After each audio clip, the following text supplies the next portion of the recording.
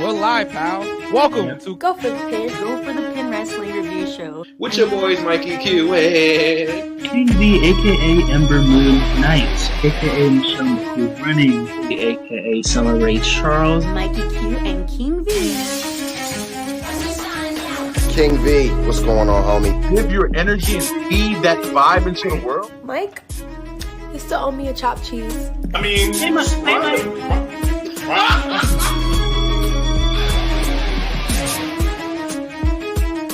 Go for it, kid.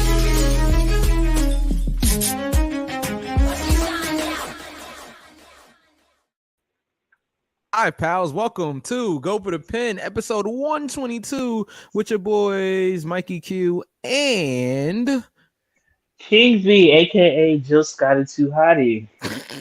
banging it. And also joined by your boy DJ Knuckles, Mr. IWSC. I write shit down. Yes, and I am the Lex Flat Professor, of course. And the guy that's never gonna get Kiara Hogan her chopped cheese. Tonight we're here to talk about. Tonight we're here to talk about AEW Revolution and and all of the happenings in pro wrestling this past week. Of course, thank you to everybody that's joining us, that's watching us, that is listening to us, that watches every week, that listens to us every week. We appreciate you, and we do this for you. So, yes, but I thought you guys were doing like the Seth Rollins thing real quick, where he.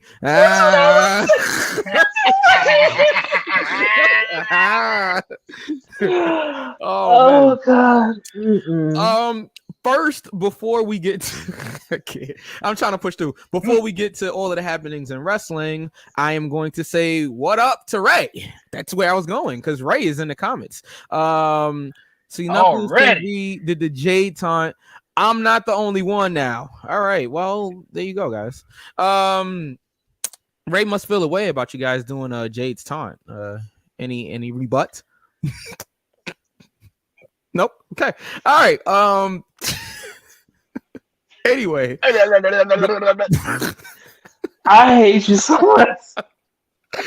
Before we get to our AEW and WWE talk, first, Battle Club Pro just announced today in the New York area. Okay, I know everybody on the West Coast is like, we don't care about the New York area. Well, it's fine. You're gonna have to sit through this. Sorry. That shit ended in 97. Don't do this again. Don't do this again. Don't do this again. It's crazy. So Battle Club Pro announced that April 12th will be Women Crush Wednesday. Sorry, V. Women Crush Wednesday 3, actually. I was at both of them that passed, and now I'm going to be at the third one here. And Go for the Pin will of course be official sponsors of the show, as we always are. So this goes down April 12th, 185 Ellery Street, Brooklyn, New York. Tickets are available right now on brownpapertickets.com. Make sure I get that correct. And if you buy a ticket to one show, it grants you access to both shows. We have another show coming up on April 21st, a week before my birthday. So, get those tickets. Get those tickets. I will be at both shows if everything goes right. So as you saw it, well, first let me put that graphic back up. V, I know they can't see you right now, but can you please announce this match here? Okay, so on Wednesday, April 12th, we have Janai Kai versus Miyu Yamashita. Yeah. And I do apologize if that was an incorrect pronunciation. Please correct me. I won't get upset. So yes, we have Janai Kai versus Miyu Yamashita. That show also starts at 8 p.m.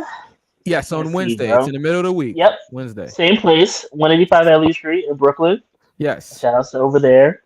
Hi. Of course, the ticket prices are there. Yes. And then also the main event for Women Crush Wednesday 3 on April 12th will be Masha Slamovich versus Semi Sakai.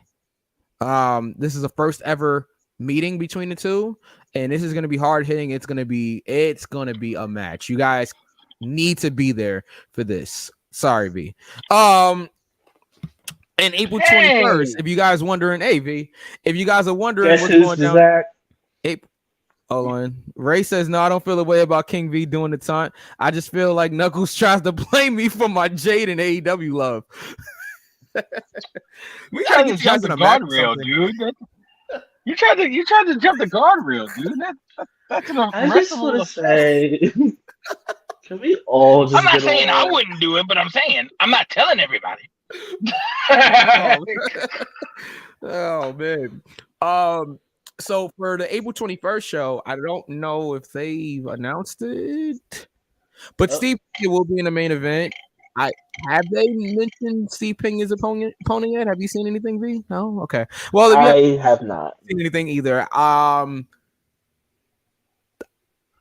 Steve Pinga is wrestling in the main event. Yes, he is. Put it that Man way. gave the 5 points. cartoon gold. Yeah, it sounds like a cartoon Like- just did. Got this mic so sensitive. You guys can like hear everything. This mic is like really sick because I'm not gonna get into the whole technical aspect of it, but it's not a dynamic mic. He upgraded his gimmick. My other gimmick failed, so I had to buy me another one.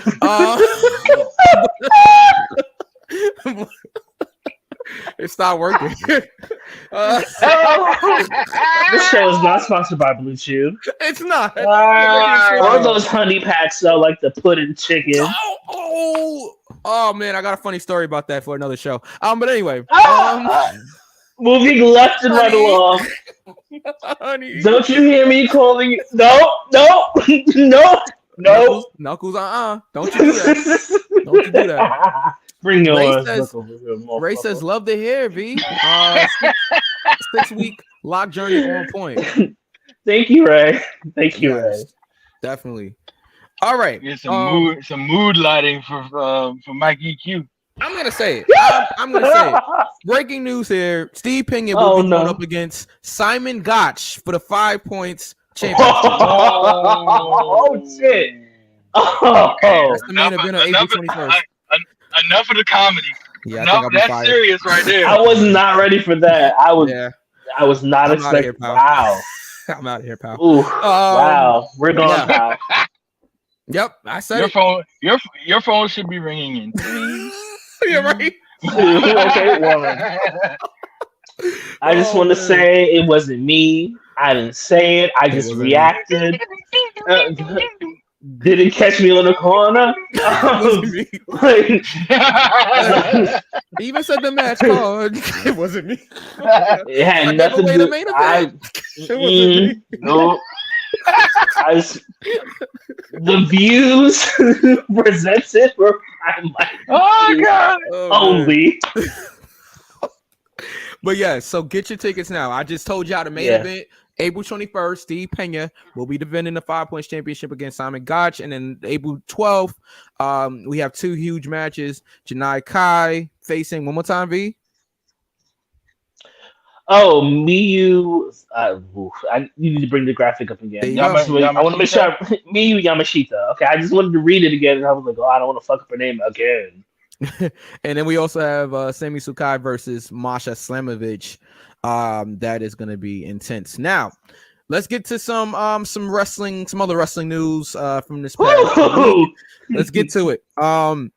We should probably we should probably start with SmackDown. Okay. Everybody stay tuned because we will be talking about our AEW predictions later on in the show. So let's go to SmackDown Live here.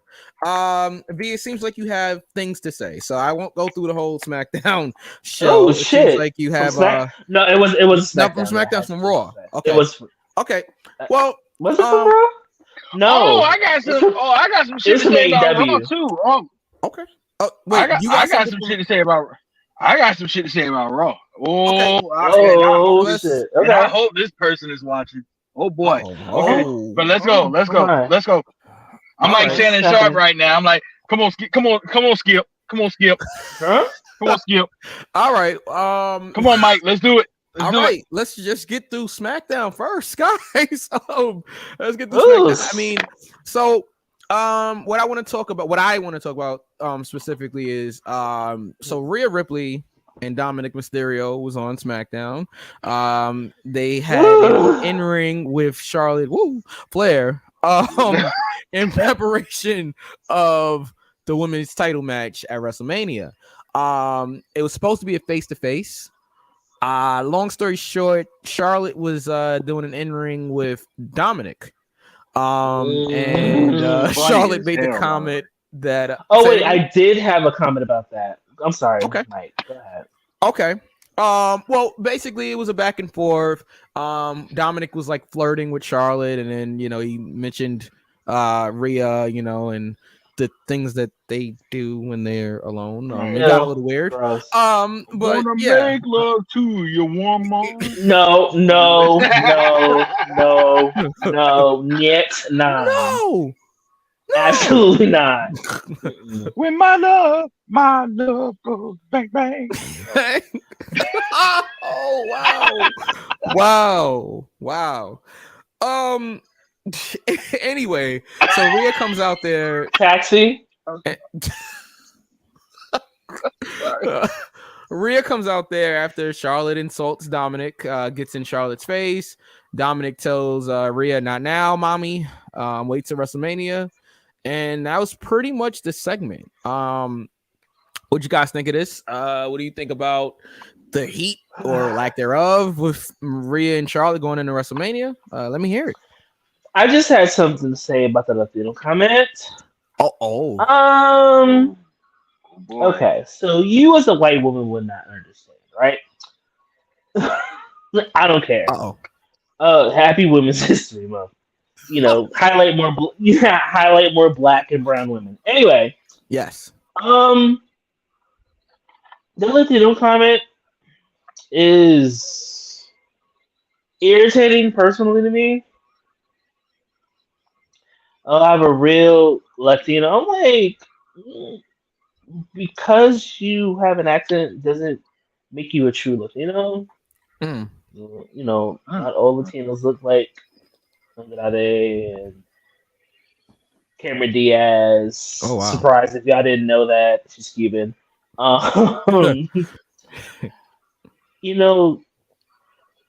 An accent doesn't make you any more Latino as someone without one.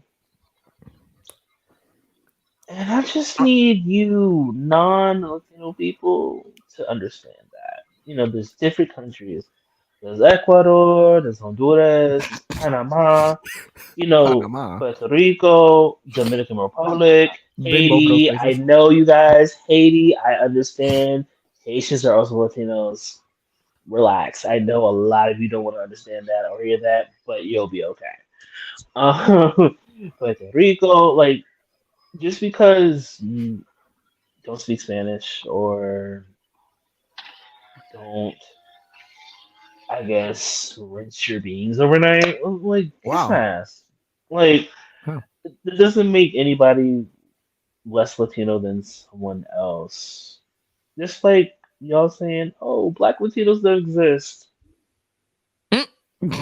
Hi, it is me, Alfonso Ribeiro, Tatiana Ali. Yeah. Okay. Relax. But anyway, I didn't like the promo. Clearly, yeah, at all. It didn't help either one. Okay. I mean, I thought it was a good back and forth between Dominic and Charlotte. I didn't really mind it too much, but okay. I mean, again, I am not Latino, so I can understand where you're coming from there. Knuckles, you have anything to say about that segment? Besides the fact that Charlotte made it clear that I guess we're just gonna go ahead and say it because everybody knows Andrade has a thicker. Okay. All right. Easy there, pal. I mean, his vernacular is a little bit more thorough than Dominic. Right. Yes. That's all I'm saying. I'm so glad y'all can't hear my inner thoughts. Oh man. Disguise is my thoughts. But no, All right. no, it didn't help either one. I agree with V. That was I would have thought, even though WrestleMania is what 5 weeks away. About a month away now. Oh, so yeah. No, it's about a month away. We're already on March 2nd. It's literally less than a month away now.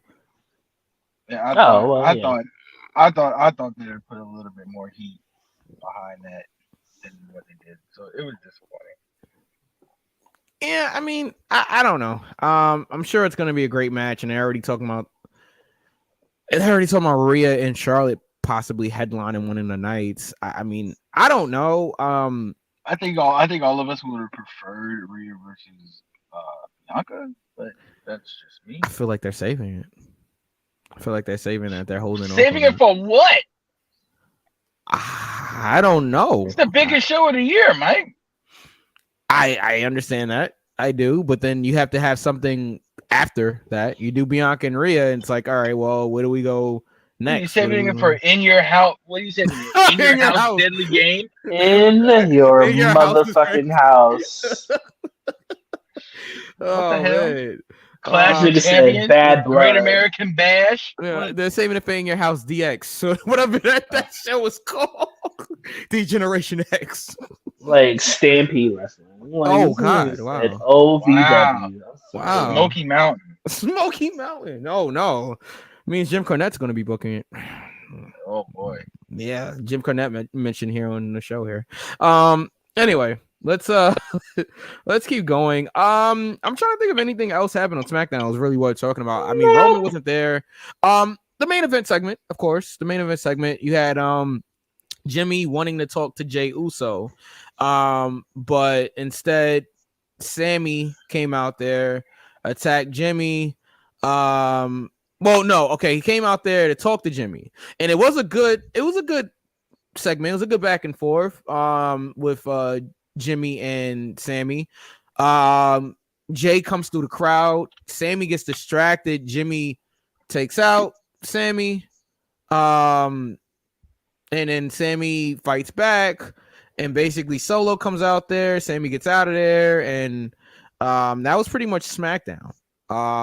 Still, we don't know where Jay stands. I guess as of this recording, we might find out tomorrow night on SmackDown. Because the tribal chief will be back.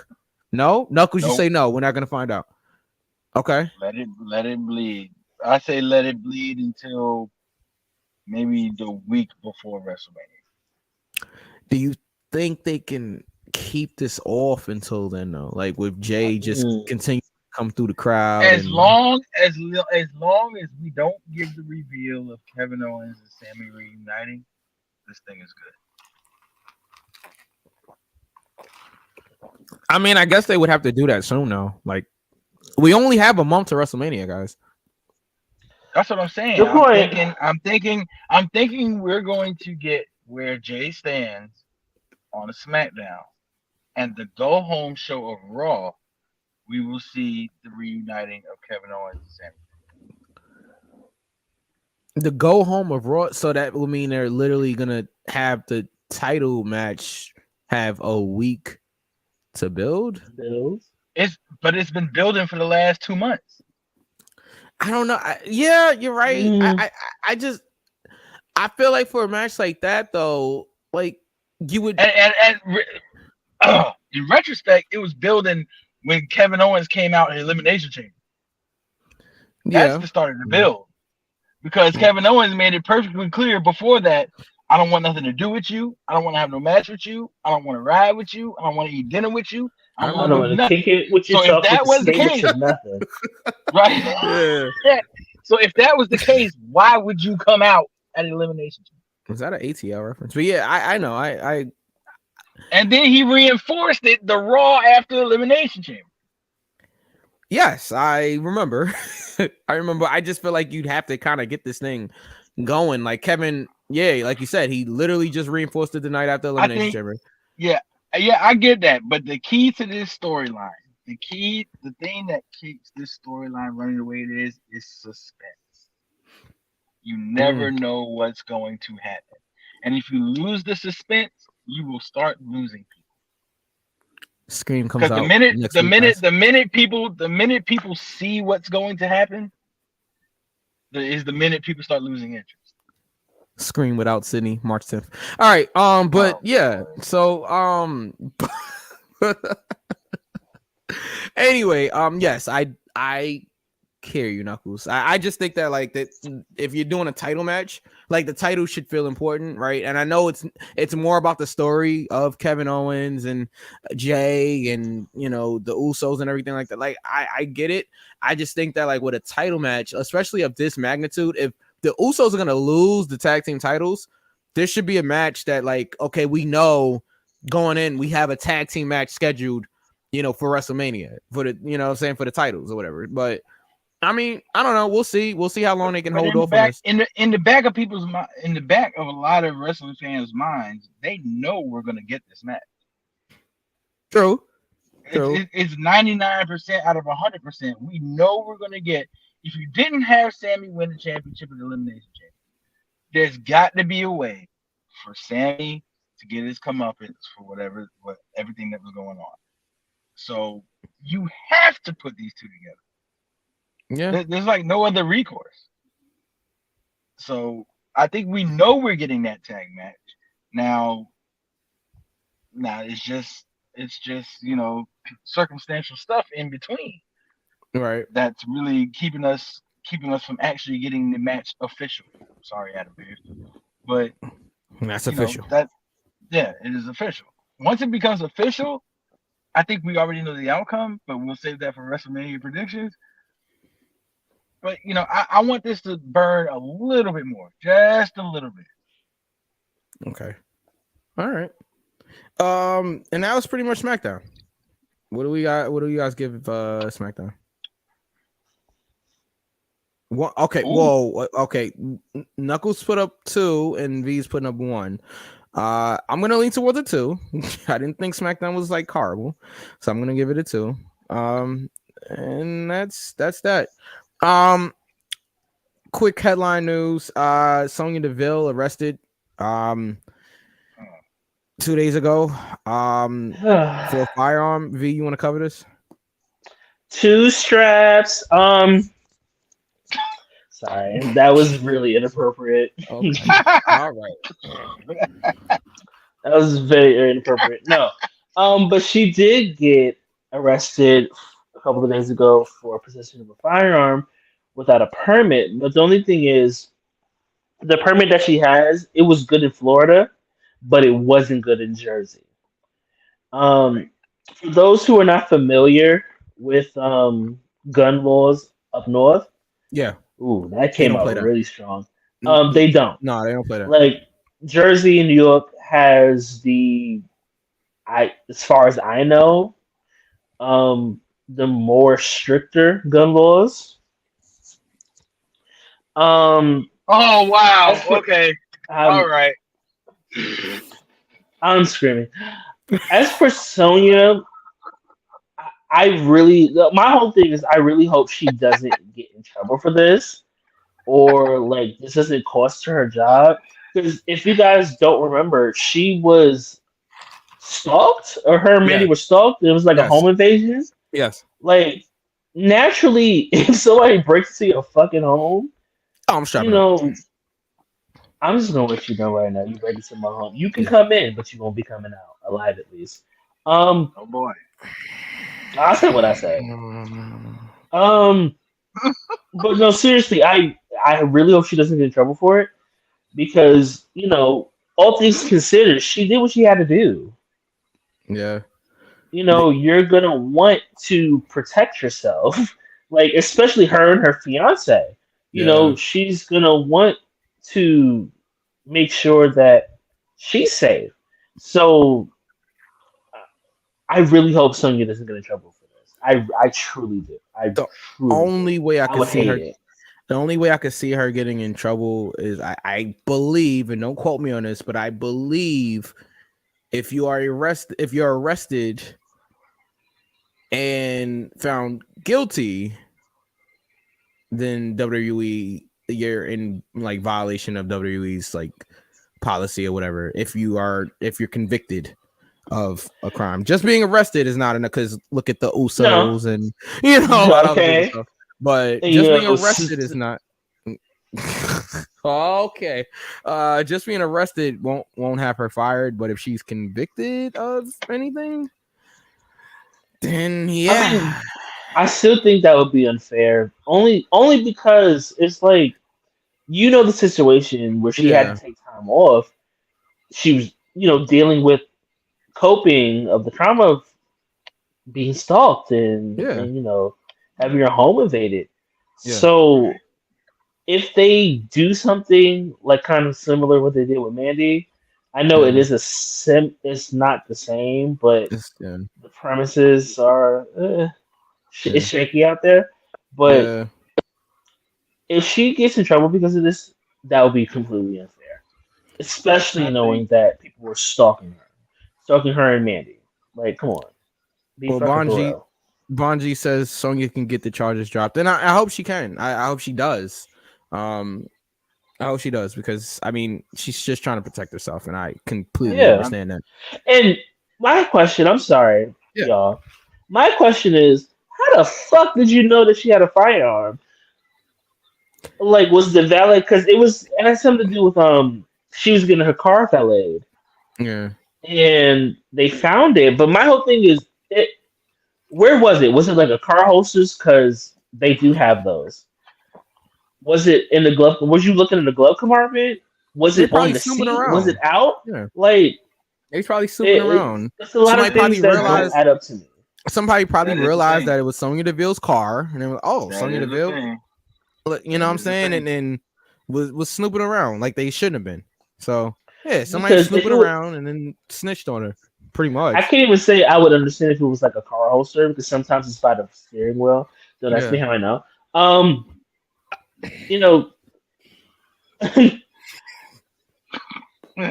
It would have to be like obviously out unless you literally went through her stuff. Bonji in that case, sorry. I'm sorry. No, go ahead. Go ahead and read it. Well, cool. Bonji said valet searched the glove compartment to see whose card was, from what I heard. Yeah, exactly. They had to be like snooping around. Yeah, that's a thing. Yeah. Yeah, that is a thing. But what the fuck? If it's like in her glove compartment and it's not visible, why do you care? It's not like she's gonna go back in her car, get it valeted again, and start shooting people. Right. I mean, granted, there are people stupid enough to do that, but who in their right mind would? I see valet do this when drivers lose their ticket. Yeah, I mean, it could have been anything, but the point is, from what I'm seeing, it wasn't like visible. It wasn't like she was gonna use it or anything like that. It was just it was in a whip, But again, V brings up a strong point. It doesn't matter up here. It doesn't matter why you have the gun. They don't care. And I'm gonna tell you right now, at least in New York, you're getting 3.5 minimum for a minimum. Gun. Whether you use it or not, minimum 3.5. Minimum. So, yep. So yeah, I mean, I hope she gets it dropped. I hope that this whole thing is taken care of and Sonya is good. All right, just wanted to cover that. I'm still gonna call her 2 straps from now on. All right. Because I get it. You do it crazy. Humble on tongues. Yeah. I mean, wow. See, be quiet. Be quiet, B. Okay. All right, we gotta move on. Oh boy. X condom and Sonya 2 straps. Oh okay. Oh.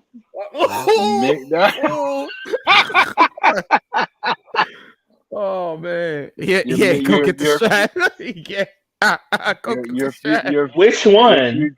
I'm not. We're not. No, we're not. All right. No, we're not. Absolutely not. So Monday Night Raw happened. Your future mixed tag team champions. Knuckles, I don't know.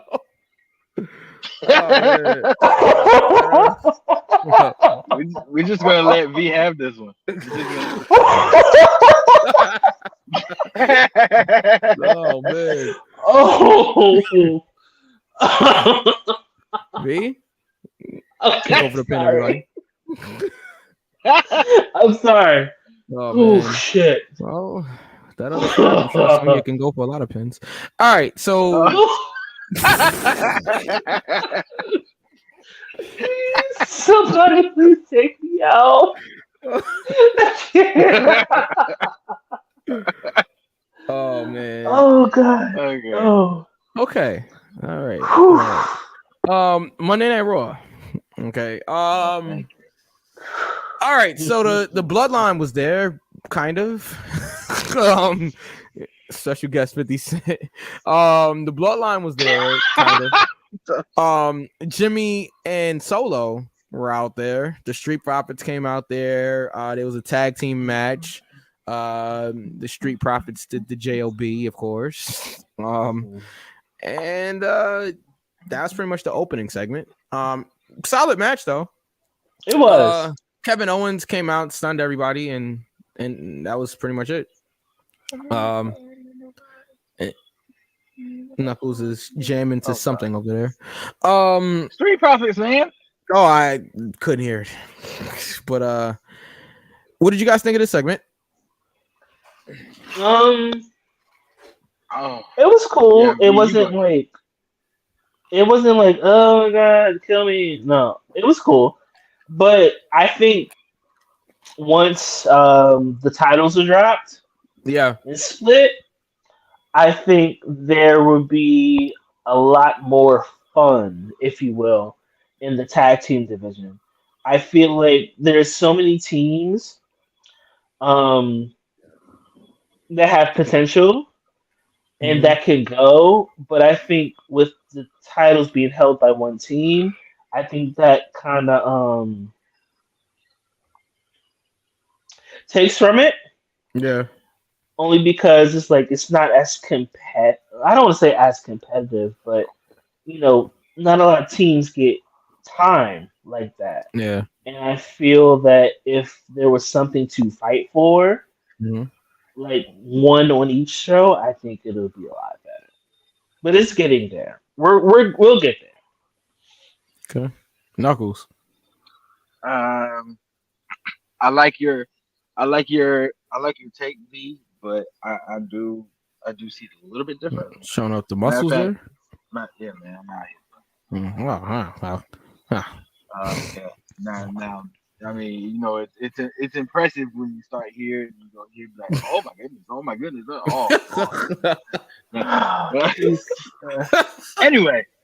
Anyway, enough about my physical fitness woes. Okay. It's just hot in here, so matter of fact, never mind. Don't worry about it. You didn't even see that anyway. Go for the pin, everybody. Hey, bro. No. Oh no. Oh no. Oh, I understand where you're coming from, V, and it's a logical point that when you do have the splitting of the titles, you're gonna have more opportunities for more teams. But the more I look at Street Profits, the more I kind of want to see them separate. And it's not, and it doesn't have to be a bad separation. It could be Angelo doesn't have to turn on Montez or vice versa. It could just be hey, I was thinking, like, what if Montez gets a shot at like the United States title or something? You can have Angelo there to support him. Because I think their tag team run, I think they've been champs twice. Correct me if I'm wrong.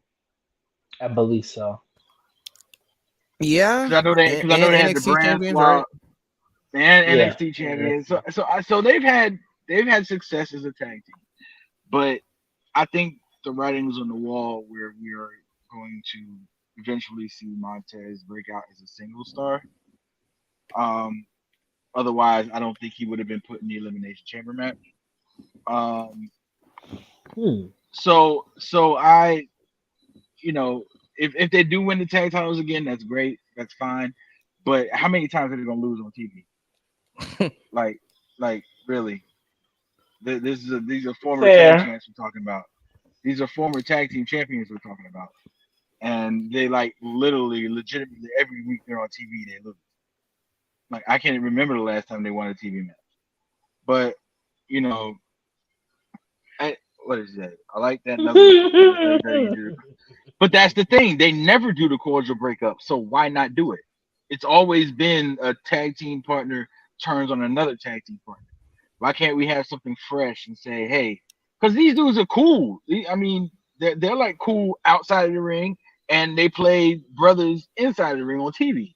So why can't we just have like a cordial split where, you know, I believe both of them could be successful as singles, but it doesn't have to be like a Shawn Michaels, Marty Jannetty, or it doesn't have to be a give me like or a Christian turns on Edge, or it doesn't have to be that. It could be something that would be like, you know, Angelo comes up to Montez and say, hey, you know what, you got this opportunity. I wish you the best. I got your back. It could be something like that, and I think that's what we need to see, just to see the potential of Montez Ford, instead of just, you know, well, what if? Like, what if Montez had this, and what if Angelo had that? They have to bring that to fruition at some point. So that's just my view on it. That's the way I see it. I'm not a booker, I'm not a writer, I'm not an expert, but that's just the way I mean, it could be. I think.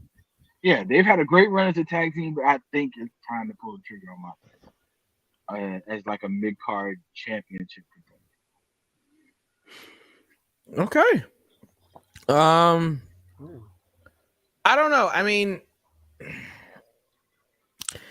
I could see them both doing well as singles, but I don't know. I feel like you need tag teams. Like, you need tag teams. Not all tag teams have to break up, you know, like whether it be you know, cordial or like somebody turns on each other. Not all tag teams need to break up. Maybe they look at the New Day, right? They said that they're never gonna break up, and everybody thought, oh, they're gonna break them up. They're gonna break them up. If they was gonna break them up, they never did. They never did. If they was gonna do it, they would have did it during the Kofi run as a WWE champion. They never did it. Mm-hmm. Okay, but here's the thing about New Day. I agree. Here's the thing about New Day. New Day was never supposed to get over in the first place, and that was quoted by Big E. Yeah, New Day wasn't supposed to get over in the first place. This was just something they put together. Xavier Woods went to management and say, "Hey, what is this, and this?" Because remember, they started out as heels. They started out as heels, like I don't know what I can compare it to, but they weren't supposed to get over as they did. Yeah, like, it wasn't supposed to work, and it did. So, while Street Profits came in together, like as a tag team, they weren't separate entities before coming together. They were together from the jump. So, you know what I mean? Yeah. So, I don't know. Yeah, well, I guess we'll see what happens. Ray says, "Nah, I think the MVP. Wait, I think the MVP needs its own version of the barbershop scene. So let's get Montez super kick and Angelo. I don't think you should break them up. Yeah, I honestly don't either. Bonji says, I wanted them to do the pass the torch with the Mysterios, but we see how that went. Yeah. And then Ray says super kicking him through the barber stand. I don't want the Street Profits to break up. Ray choosing violence today. Yeah, I don't want the Street Profits to break up. I think that you need all of the tag teams you can get. And they can have singles runs, but they don't have to break up. You could just have but that's the thing. That's the thing. If they don't break up and Montez or vice versa has a good singles run, sooner or later the premonition is going to come. Who's going to turn on who? That's usually how it goes. That's typical WWE. If you're like, yeah, I got you, blah, blah, blah, blah. Perfect example, Edge and Christian. When Edge won King of the Ring back in the early 2000s, Christian was right there by his side. Christian got jealous. turned on Edge. That's usually how it goes. That's basic WWE booking. That's why I say they should just cordially do it on TV. Like, hey, I see writings on the wall, man. Go ahead and do your thing, bro. Well, that's why I don't think they should do it at all because they always do it. So Yeah. the same reason that you. I mean you that, like and there's other people behind creative now. The people that are not on heavy drugs for the most part. All right. True. Well, I got somebody else that's not on heavy drugs. Brock Lesnar came out for the VIP lounge. He's on heavy drugs. 6 hours worth. Okay. All right. Is it the blue chew? Anyway, I like a bird. I want to fly away. Yeah, I'm sure Saber wanted to after the 6 hours. All right, but anyway, so I don't like to do the law. It's your face me. Let me in. She did. All right. Oh my god. Oh my god. That's a good one. Please. This is gross. And actually, no, V. This actually works because I'm glad you mentioned let me in. Because I want to fly away. Because apparently Brock didn't want to do the Bray Wyatt match, so now we're getting Brock Lesnar versus Omos at WrestleMania. I don't want to see that either. That is your. Listen, it'll be a typical. Oh, go ahead. No, you were about to say what I was about to say. So go ahead. No, I was just gonna say it'll be a typical attraction match with Brock dominating a giant, F5ing him, and that'll be it. It won't be a long match. It'll just be your quick WrestleMania moment, quote unquote, match. Ooh. Where it'll be cool to see Brock F5ing Omos, I think. Sure. But that'll be a cool sight. I see it a little different. But... And yeah, I don't know. I think it's literally just to get Brock on the card. Like it's literally just to have Brock do something at WrestleMania. And it was like, oh, we want you to face Bray. I don't want to be turned into no Tom and Jerry spy versus spy ass character. Please leave your King of the Hill bullshit out of here. Yeah, I have zero time for it. Can you imagine Brock saying, you know what? What is Omos doing? You know, the Omos kid. Yeah, the 7 feet guy. Yeah, what is he doing? Another black person to beat. Yeah. Oh God. That's giving me Bret Hart vibes. That's WCW Bret Hart with United States. Oh no. Out here giving me some fucking wild thornberries. Wild thornberry. Wild Thornberry. I don't see it like that, Mike. I see Brock versus Omos at WrestleMania being the same or equivalent. Well, that's the same thing. Close or equivalent to what Omos and Bobby Lashley.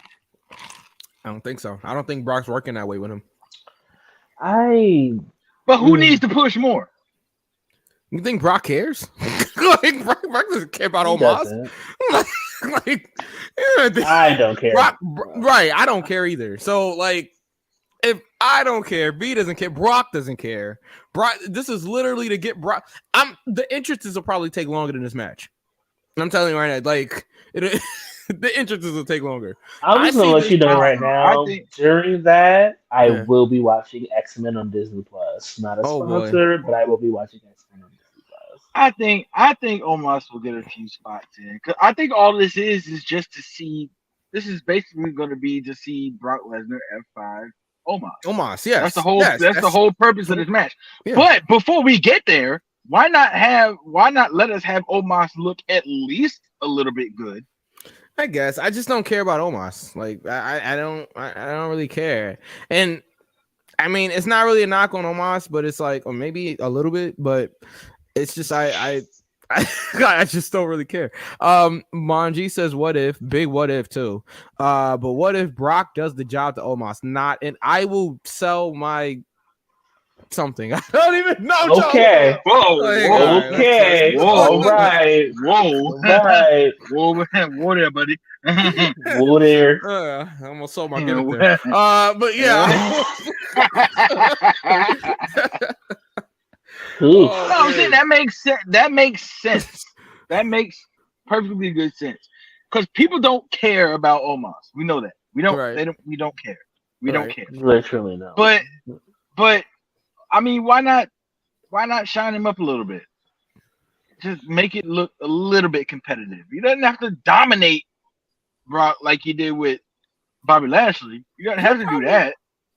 Almost probably get some moves in. He'll probably get a couple of things in, but yeah, make it look 0.5% questionable. I don't know. I don't see that happening. Okay, so Chad Gable defeated Cody Rhodes defeated Chad Gable. There you go. Yeah. Cody's wrestling a lot going into WrestleMania here. I thought that they would keep Cody like out of the ring into WrestleMania. As he should be wrestling. Absolutely. Okay. I mean, I see both points on it. Some people say that he shouldn't because you want to keep him special for WrestleMania, but then on the other hand, it's like, no, you want him to build up some wins so that he looks like really believable in the Reigns match. I mean, he already does, but he was already gone for 9 months, and plus Sami Zayn was overtaking him in the story, so you got to do something. Yeah. Very good match between Cody and Chad Gable. I mean, Gable, I come on the show every week and say how underrated Gable is. What an incredible talent. Everything, can wrestle, can talk, is funny. He's can sell the hell out of a crossroads. Oh man, yeah. Jesus Christ. Even before that, the Cody cutter, sick. My neck, my back. Yeah, no, we're not finishing that one. But yeah, that. No, yeah. I wasn't. I really wasn't. I wasn't. You might roll dubs, you might have G's, but what a match! This is not BET Uncut. This is not.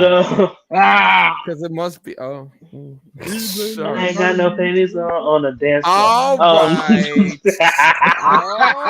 All right. Ass cheeks on the white tee. All these hoes keep grinding on me. All right, we're done. Ray says, hold on, WWE knows they messed up with Cody, so they are trying to boost him up to the people who believes that Cody doesn't deserve this main event. Where did WWE mess up with Cody? Right. Yeah, that's what I'm trying to figure out. I think prior to him coming back, like during the dashing days. Oh, in the past. Yeah, okay. Yes, in the past. Okay. Yeah, because I'm about to say he's been perfect so far, but yeah. He's been great. Shit, where was I? Damn. Well, we were talking about Cody. Yeah, we were talking about Cody. Cody wrestling. Yeah. Cody wrestling. Yeah, that's not a problem with him wrestling into WrestleMania. I don't feel like that'll be a detriment to him unless he gets injured again. God forbid. Not going with that's what I'm worried about. Okay. Well, Ray says no. I did that at a show one time. No. I know, that's why I did it. That's why I did it. Yeah. Well, that's how the Candice LeRae and Piper Niven match felt past week. I felt like going out there. It was good. It was, but nobody cared. It was like you could hear a pin drop in the building. Like that's one of the matches was like awkward silence. You know what I'm saying? Like, but it was good. Awkward silence shit. I mean, it was good. I was like, oh my god. No, I heard something in my headphones. Check Veer pops up on the scene again. Doing this today. No, Ray saying Cody was pushed too quick into the main event picture, especially the WrestleMania main event picture. I don't think he was. I think this was always the trajectory. But the only reason you think it's too quickly is because he got hurt. Yeah. If he wouldn't have got hurt, that build would have been eventual. And you can't even really say that because he main evented he main evented Hell in a Cell with Seth Rollins. They were the last Banger. match. Banger of a match, 5-star match, right? Oh, let me see. Ray says, I'm not the only one who feels this way. A lot of wrestling fans feel Cody has been pushed too fast. Yeah, of course they're gonna feel that way. But Yeah. Yeah, especially people feel that way all the AEW time. fan. Well, I didn't. Oh I didn't my! say- Easy I there, just pal. want you to know that you are really special. Yeah, Oh, Why,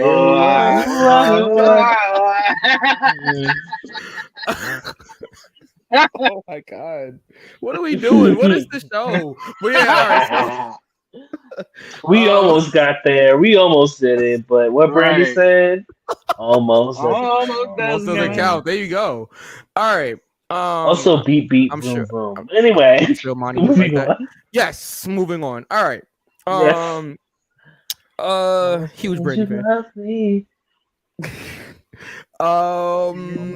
Ray says, but if he got hurt, push his storyline into next year, just like when Triple H messed up 96, they pushed the King of the Ring to the following. See, but Triple H was being punished. There's the difference. Big He wasn't hurt, he was punished. Yeah. There's a distinctive difference there. Like, so you can't. I'm not gonna. You shouldn't punish Cody Rhodes for being hurt. Like, it was a freak accident. Honestly, like, who could have suspected that? So like, it was definitely a freak accident because it happened outside the ring. He was working out and he tore it again. Well, and it's crazy because and it's crazy because the same thing happened to Bayley. Not the same injury, but the same thing that she got hurt like outside of the. She was in the ring, but not on the show. It wasn't on TV. So it's like these things happen. Training, yeah. So it's it's crazy, but no, I don't. I think Cody is the perfect opponent for Roman, especially if you can't get The Rock to share. I think Cody, they're gonna have a banger of a match. It's gonna be awesome. I think that I think there is some doubt finally now with Cody winning the title. Of course, we'll talk more about this for our WrestleMania predictions, but there are a lot of people that think Cody may not happen. That injury can happen in training. Yeah, my brother just tore his BJJ. Ooh. Wow. What? So Torres pectorals from Brazilian Jiu-Jitsu. Whoa, hi. Brazilian Jiu-Jitsu. Yeah. Okay. Mm-hmm. Got it. Wow. Yeah, speedy recovery. That's a terrible because injury. it's not easy. Yeah. All right, let's continue running through this because we got to get to AEW. Okay, hold on. Ray has a lot to say about this topic here. It's all good. I like it. Okay, with Seth Rollins then. They didn't trust him with the world title until they saw him with the IC title for a year. Yeah, but see, here's the difference, right? Cody's kind of already proved that he's main event level talent, like outside of WWE. And from the responses that he gets from the audience, that's enough right there. Again, this business is about people caring about you. It's not necessarily about the quality of matches and this, that, there. And Cody's a great wrestler. Don't get me wrong. But it's not about that. It's more about the people caring about you. They, without a doubt, care about Cody. And that was, you could hear it on Raw this past week, and that's really what it's about. So you could say they didn't trust Seth Rollins with the title. That might be true, but we don't know if Cody's gonna win the title at WrestleMania. I think there's a lot of doubt in the mind. I don't agree with that at all. I think Cody's Cody. Ray says Cody's the new John Cena. No, I think Cody's Cody. Oh God, no. Yes, I think God, no.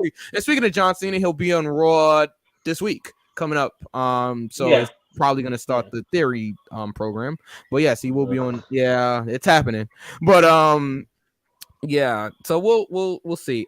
We gotta keep going. Isn't that what they do? And isn't that what they do anyway? If they don't think somebody's world title material, they put a mid card title on him anyway, just to see what his worth is. Yeah. That's why they call those mid card titles workers title. Yeah, or the workhorse title. Yeah. Well, remember, the workhorse title back in the 90s and even the 80s and even early 2000s, when you got the mid card title, It was supposed to be to get you ready for the world title, right? So once you won, it meant the company did see you as a potential main eventer, but they want to get you ready for it, and they give you the mid card title, I guess you could say, or the workhorse title to get you ready for it. Perfect example, Shawn Michaels in the 90s. Yeah, exactly. And it used to be once you won, and this was back in the 90s actually, in the 80s. I'm showing age here. Once you won that mid-card title, you were supposed to be the number one contender for the world title because you had the title that was right under the world title. You were supposed to be the number one contender. So Bonji says, I think Cody shouldn't win yet. Since his injury took time away from the story, let him win next premium live event. Again, it wouldn't have as much luster. It's the biggest show of the year. I have two theories. Right? And I'll give the final one at obviously on our prediction show. One theory sees Cody Rhodes winning, the other theory sees Roman Reigns retaining. So I have two different ways of those happening. Stay tuned for our WrestleMania predictions, because that, we'll get into all of that at that time. But there is a legitimate chance Cody Rhodes does not win at WrestleMania. But I'm sure we'll cover all of that. But then the other half of me thinks that Roman Reigns is tired and wants to go home. But we got to get the Raw. Okay. All right. I want to go home. Asuka defeated Carmella. Carmella looks like she's gonna start a tag team with Chelsea Green, I guess, who went to Ottawa, Illinois instead of Ottawa, Canada. That was funny. How was I supposed to know there was an Ottawa, Illinois? Yeah, it's true. How would you know?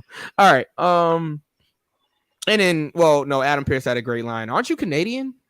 Sure, you know that, but yeah. Anyway, shit. I forgot she was too. She is. Yes. What is it? British Columbia? Yeah. Yeah, Canadian. Yeah. All right. Bobby Lashley defeated Elias. As if anybody thought anything differently. Logan Paul was talking to Seth Rollins through FaceTime after Seth took out Miz. Johnny Gargano defeated. I do like the line about his brother. That was slick. Yeah. That was funny. Slick.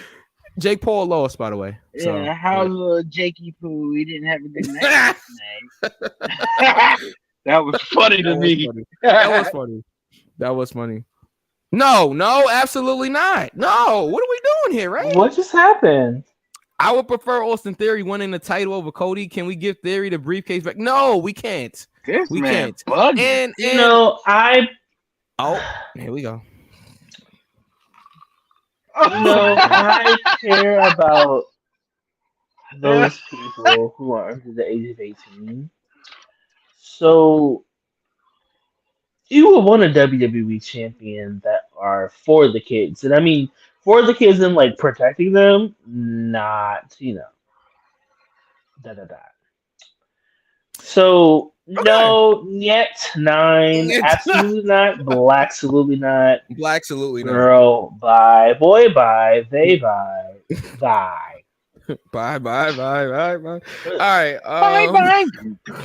Wanna be a fool for you? Yeah. All right. As I was saying, yes. Johnny Gargano defeated Otis. And can I just say, yes, I hate the new version of Rebel Heart.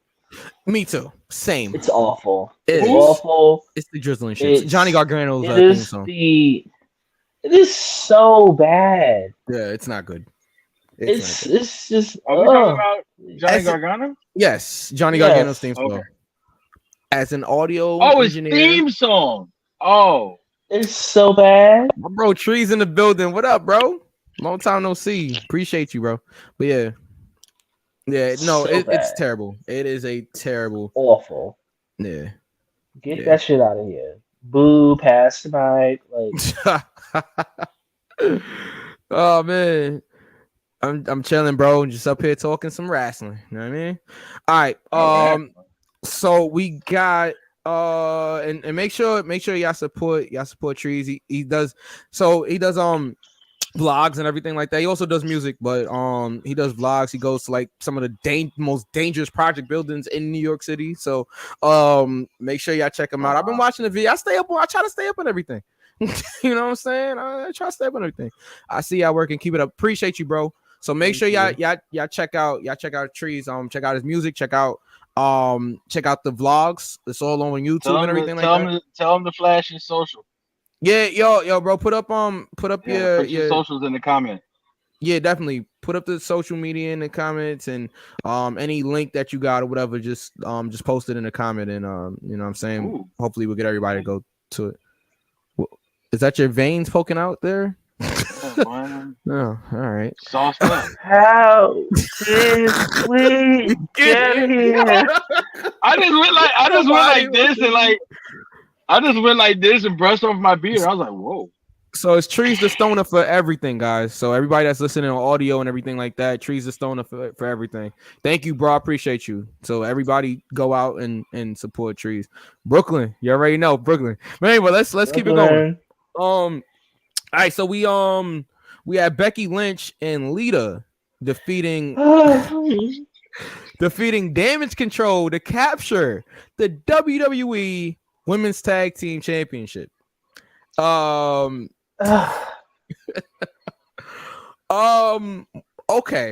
V, you can take this one away.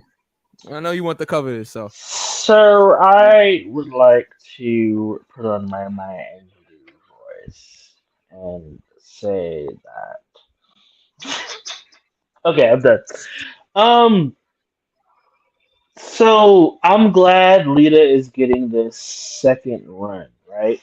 Because of how she was completely and utterly disrespected back in 2006. I think about Ivory, right? Legend in the game. That called Lita Gumby in the ring. That was one of the funniest things I've ever heard in my life. Because, Gumby's like, woo! Oh, man.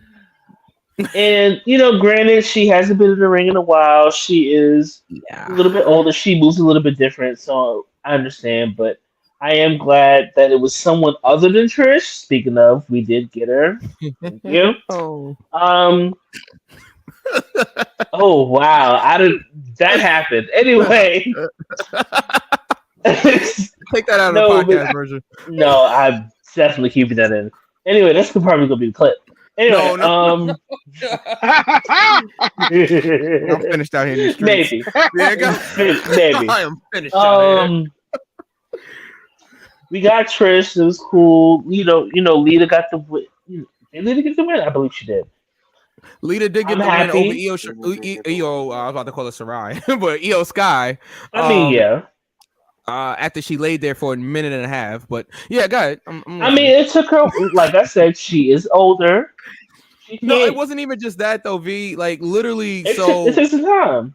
No, it was because first Bailey tried to get up there. Trish takes out Bailey. This is all while Lita's up on the ropes already. Trish takes out Bailey. And then I think Dakota tried to get involved, and Becky takes out Dakota. This all took time. It wasn't because Lita took time getting up there. It was because literally you got all of this going on, and Io's just in the ring selling this whole time. And I'm just like, all right. It got to the point where I thought she was going to move. I'm like, all right, Io's definitely got to move here.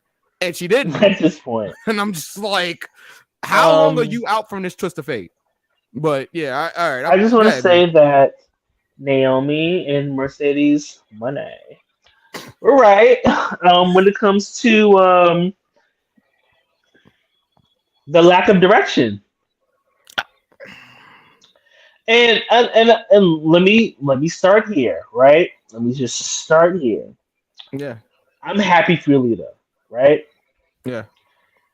Lita was so disrespected. If you were not alive, because we're old, and you weren't a wrestling fan around that time, you did not know the hell that Lita went through, right? Woman. the hell that Lila went through, and it's just like, mm, if they would have did something, I just didn't understand the whole pairing between Becky and Becky and Lita, right? If it was like Lita and Trish, okay, that's actually what I was expecting. I can answer that, but Um, but yes, I do agree, Bungie. I do like Becky out of the single title picture. That I feel like she can have other feuds, and I know the King and Queen of the Ring is coming up soon. mm-hmm. I guess we'll get to those predictions and how we feel about that. I have somebody in my head already, but for the Queen of the Ring, exactly who it should be. But anyway, I got Queen and King. playtime is over. Wow. No, but seriously, I feel like it was just like one of those here nigga damn rings it's giving me. I don't because think that's it's what it like is at all, but I don't. I mean, I'll get this out and then you go ahead. Yeah. But I just feel like what are we gonna expect from this reign, right? Nothing. I mean, they could have. Yeah, that's the problem. That's the point. That's why Mercedes and Trinity did. Did Trinity dip? That TBD. I mean, well, her theme is off of Apple Music, so probably. Um, Back to them. This is why there's no direction. Now, granted, yes, it gives Becky something to do. It gives Lita her flowers, her well-deserved flowers. After how y'all motherfuckers treat her. We'll get to China later. I just feel like I don't know what's happening with the women's tag team division, and there's a lot of potential there, and they're not doing anything with it. Okay, so I obviously I love this, but I'm a Trish mark. So like, of course I love the main event. Like I literally, when her music hit in the middle of the match, this is on everything. I jumped up out of my chair. I know you did. That much of a Trish mark. So it's like, yeah, you are. And I know that I know she was at Raw these past few weeks. Like it wasn't like Trish. The thing is, apparently they was gonna use her in Montreal, and then they didn't, and then they was gonna use her at the Raw, and then they didn't. But she's literally been at Raw these past few weeks in preparation of the story. Now, one of two things is going to happen, and this is what the match was for. That's why, V, when you said, what is this reign about? Nothing really. It's going to be a short reign. Like, it won't be anything, and it shouldn't be anything long. It should be a short reign. Okay, so we have to take into account, huh? Say again? I know where you're going. I don't think. See, every time you say that, we usually have different opinions. So I don't know, but I think I know where you're going. So I think this is gonna be a setup for what's going on. Oh, that's a plane over my head. I'm sorry. No, I wasn't even talking about that. Guys do. Nah, Ray said Trish Mark. Right. Sounds like a cornerstone. Wow, that's crazy. That's crazy. All right. These out again. Shayna Baszler and Ronda Rousey, right? I think that is what this is setting up. I think this is what that was for. It won't be a long reign. I think that at WrestleMania we might get. I can see this going a couple of ways, right? You might get the 3-on-3, right? Or you might get a 3-way tag team match. He's in the cold bodegas. No, we call them the corner stores too. You know what I'm saying? Deli even. You know what I'm saying? But yeah. Yes, Deli. Yeah, let's go Deli. You know what I mean? Let's go Deli. Mitchell Clark, what's going on? Shayna and Ronda, next tag champs, definitely. Yeah, I think that's where this is going. Now it's weird, right? are we getting Trish versus Bailey in a singles match? Is that where we're going here? Okay, because if I go wouldn't ahead, Vin. mind that. Yeah, I I wouldn't mind wouldn't that either. mind that. No, Granted, it was supposed to be Trish and Mercedes, but it's okay. It's fine. yeah, it was. Um, Yeah, I Rob. set that up from. the only We set that they up have from touched before, right? Oh, I'm sorry, Knuckles. Yeah, a Rumble 2 years ago. No, I mean in an actual match though, like not a singles though. Wasn't it like a tag match after maybe Was after it? Evolution?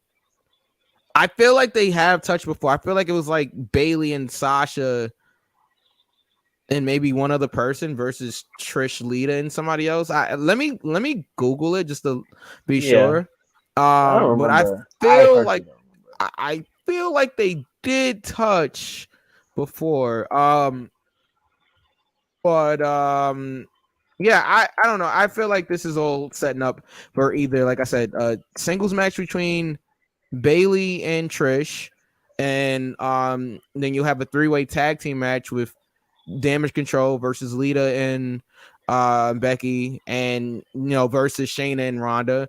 Or you might just get you might get a 3-on-3 match with Damage Control and Damage Control versus Trish, Lita, and Becky, and then after that, at the next pay-per-view, get Shayna and Ronda versus Becky and Lita, and that's where Shayna and Ronda win the tag team titles. I don't know. Either way, Shayna and Ronda is winning the tag team titles.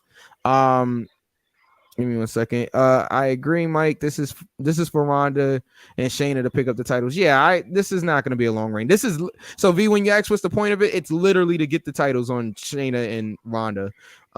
Yeah, I think Trish and Lita did challenge Bailey and Sasha for the titles. That I'm not sure about. Yeah, I don't know about that one. But I feel like it was like the Raw after Evolution. I remember Evolution happened, and then they had like some type of multi-woman match. I'm not bugging about that. I do remember that. Yeah, no, I think I know what you're talking about. But yeah, I don't know. Knuckles, your whole thoughts on all of this? Oh, I got a thought. Okay, let's go. Ladies and gentlemen, this section of the Expo is brought to you by absolutely nobody. Listen, let me just go ahead and get the semantics out the way. Yes. Lita and Becky Lynch are transitional champions. Yes. Let's just be honest. And then for Shannon and Ronda, that's why I said I knew exactly where you were going, Mike, because me and you were on the same page. We know where this is going. Yeah. Now, let me get to the root of the problem. All of you, and I'm going to use your favorite word again, V. All of you sycophant wrestling fans. Sycophant is great. Sycophant is great. Who sit there, you watch wrestling with your open laptops in your mom's basement with your drawers on, with cookie crumbs on your stomach. Oh, he's kind of promo here. Sitting there on Facebook and Twitter talking about Lita was talking about Lita was trash. Let me tell you something. Let me tell you something. I'm not here. Not me either. What? We're not here. Okay, there's no censorship on this show, right, V? Okay. No. What No. the fuck did you expect? Do you expect her to? Did you expect her? Did you expect her to be doing tiger drivers and top rope Lita Khan Ranas? Lita Khan Ranas. The lady is in her late. Lita Khan Ranas is great. What did you? No, there was no, and I'm going to be specific. And if I remember this person's name, well, I'm going to leave his name out of it. Oh God! But he came from me on Facebook talking about this Lita thing because I made a comment. Oh no, say his name then. Oh, you already say his name? Okay, I'm gonna say his name. He's in the Wrestling Roundtable group. And his name is Elijah DeWitt. I think I've seen him. Yeah. Yeah, and I told you on the Facebook post. I told you could go back. You can. You can go back, Mike, and look at it. As a matter of fact, I'll go back and look at it, screenshot it, and send it to both of you after the show. I sat there and I said, if he wanted to debate me, Tune in at 11 o'clock on Go for the Pin on YouTube. Hit him with the heat. And put your comments Hit him down. with the high. And we can talk about this. And it's 11:59, and I have yet to see his name pop up. So, but anyway, Oh man, wow. But I can stand the rain. But what do you expect? Now, see, if this was Hulk Hogan coming back competing in a comeback match, you'd be marking out. But Hulk Hogan is 72. But Hulk Hogan is 72 years old, and you'd still be marking out. Oh man! Just let us have fun with Lita. Let us be happy for her winning another title at 40-something years old. And keep your rude ass comments to yourself. Yikes! And if you don't want to, if you don't want to do that, how about when you turn 47? How about you lace them up and get between the ropes and see how you feel about it? Matter of fact, take one bump at 25 and see don't that change your aspect about wrestling. Mm-hmm.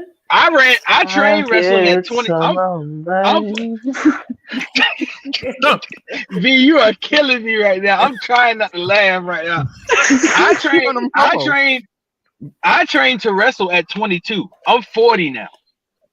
I ran the ropes for 5 minutes and was blowed up. I really did. Yeah. But that was like 18 years ago. So I ran the ropes for 5 minutes. You got one of your kids got 18 years. Right. Listen to this. Right. No, I ain't saying she a go. So, like I said, don't sit there with your stupid ass comments talking about Lita look like trash. Oh, no, at 47, she's still in the ring at 47 years old, or however old she is. I thought it was 47. I thought I saw something about she was 47. I might be wrong. Don't quote me on that. But leave your dumbass comments to yourself, please. So funkified. Please. The Brad? Brad tat. And I hope he watches this back, and I hope he claps back, because guess what? I got both barrels full, and I'm ready to end the all right. I got all day. Shout outs to pregnant studs, actually. Shout outs to the Brad. So happy for you, girl. 47 years old, about to turn 48. Okay. That's Lita, right? Damn. Yes. Come on, man. And just a correction on what I was saying earlier. So I wasn't bugging. It was a tag team match, but Trish and Sasha were on the same team, so technically they never touched before. It was Lita, Trish Stratus, Natalya, Sasha Banks, and Bayley versus Alicia Fox, Mickie James, and the Riot Squad with Alexa Bliss. And that was the Raw after Evolution. So yes. So they never touched. I knew they wrestled on Raw. I just couldn't remember what the match was.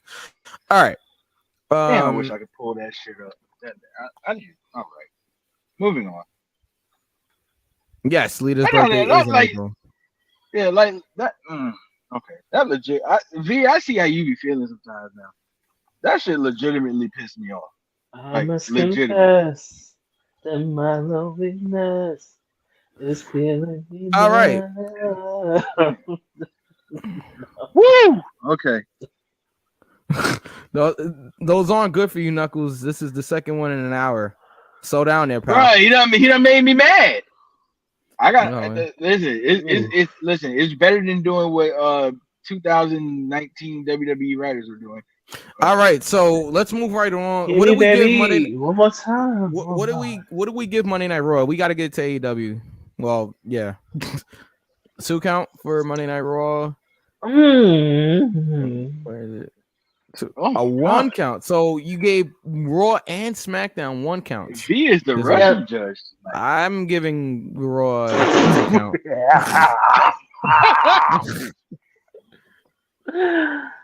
Oh God, tough. I can't do this.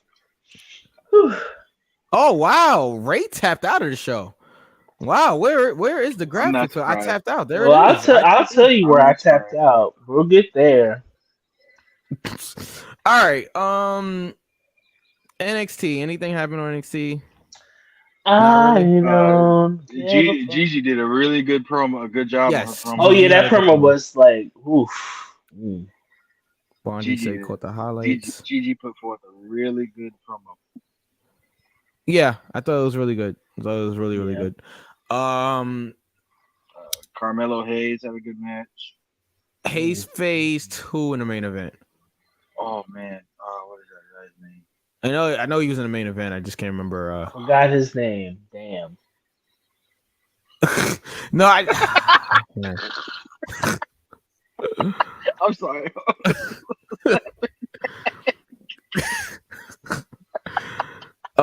Anybody help us out there? Like, if Regardless of the fact he won, right? yeah, Carmelo That's Hayes right. won. He is him. So there you go. Yeah. Tyler Bate. Tyler Bate. How do we forget the big strong boy? Oh, Yeah. Well, Yeah. I know why I did, but yeah. Okay, well, he's the big strong boy, and he lost to Carmelo Hayes. I mean, duh. Miko Satomura beat Zoe Stark. Good. Endoshare beat Jensen and Briggs. So Ruka beat Electra Lopez. Right, I think. Yeah, you're right. Wow. Wesley retained the North American Championship, and Dijak responded to Tony D'Angelo. We will have a jailhouse fight at the next premium live event, or is it on TV? I don't know. It's a Roadblock, I think. That's on TV. It's on TV. Okay. Mhm. All right. And that was NXT.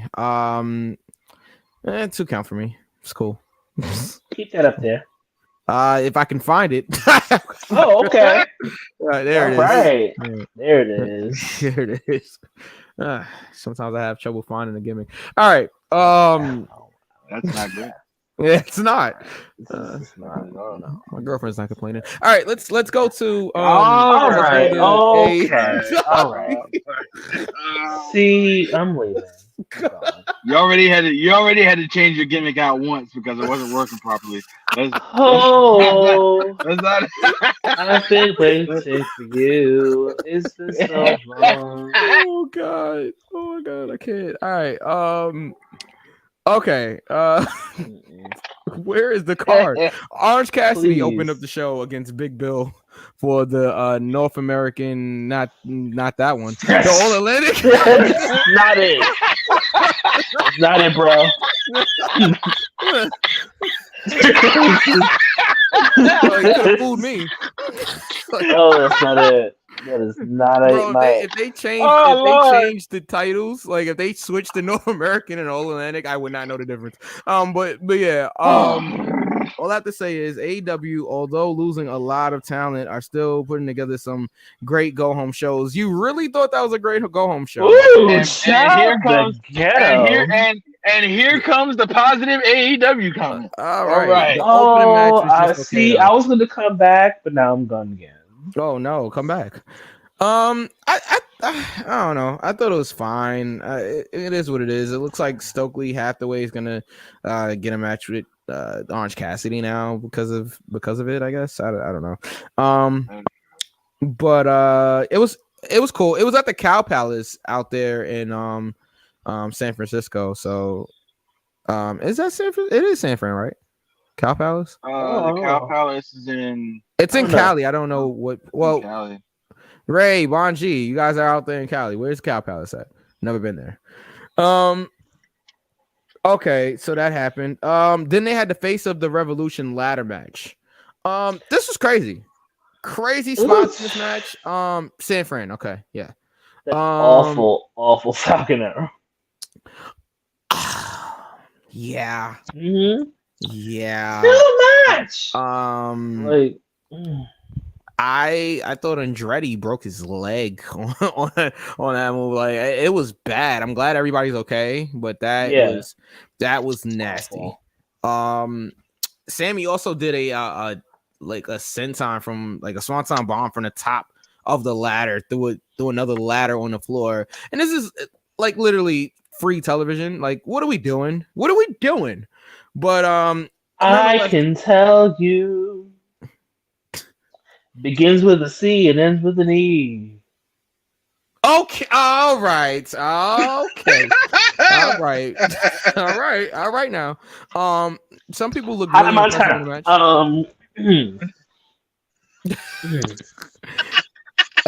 AR Fox looked really impressive in the match. Powerhouse Hobbs looked really impressive in the match. Takeshka, of course.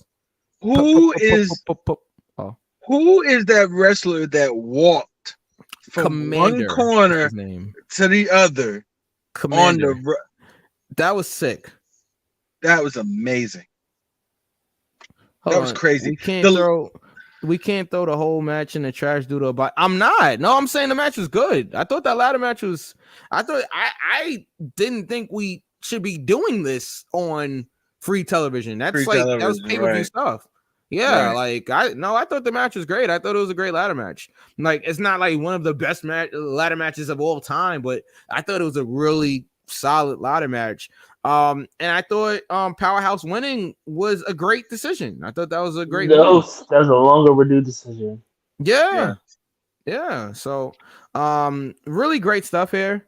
Some good storytelling also. Garcia being, involved with Guevara and everything, like Ortiz and Kingston fighting to the back. And Kingston, I don't know if you guys saw the video, but after Dynamite, he quit. I'm sure it's just a storyline. He's involved in the Ring of Honor tapings that already happened. That's going to be airing later on this month or whatever. Or I think maybe next week. I saw a graphic for the Ring of Honor shows. I think it's just going to be available to like Honor Club right now, but I have to double check. But nonetheless, yeah, it was a really solid ladder match. What did you any other thoughts on this one? Great right winner. The right winner. Yeah, I agree. That's all I got. Knuckles. Yeah, I agree. The right winner. Commander. That spot. The last time I saw a spot like that, and I'm gonna go way back. Elix Skipper, 6 Sides of Steel. Yeah. Against America's Most Wanted. Where he walked the top of the cage. Yeah. Huh? Oh. It's called me old. Yeah, that was 2004 TNA. Yeah, TNA. Wow. Yes. Yeah. We were 12. Oh man. All right, I agree. Powerhouse definitely deserves this win. Ray says, yeah, definitely. I mean, he's probably not going to win at when is it, the pay-per-view, right? But we'll see. All right, Chris Jericho versus Peter Avalon. Knuckles, you looking for Veer? Okay, you stretching her? No, Veer can't even make TV. His importance level has dropped. Wow, he was on TV this week. Halfway there. I think they gotta win. I hear V. Ray says they better give him a championship this weekend. We'll see. Samoa Joe was out there. Every time I try to come back, and you guys got to watch the video, because if you were listening on audio, you're not gonna know. You're not gonna know why. That's not what that said, Mike. That's not what that said. No. What did I miss? I missed what? Hold on. Manji says it's AEW. It's a championship. Yeah, that's what I said. All right. All right. Chris Jericho, Peter Avalon. Oh God! This was. Go ahead and say it, Mike. You know you want to say it. Just go ahead and say it, bro. What? Just go ahead and say it. I don't want to say it. It's a championship, pal. It is a championship.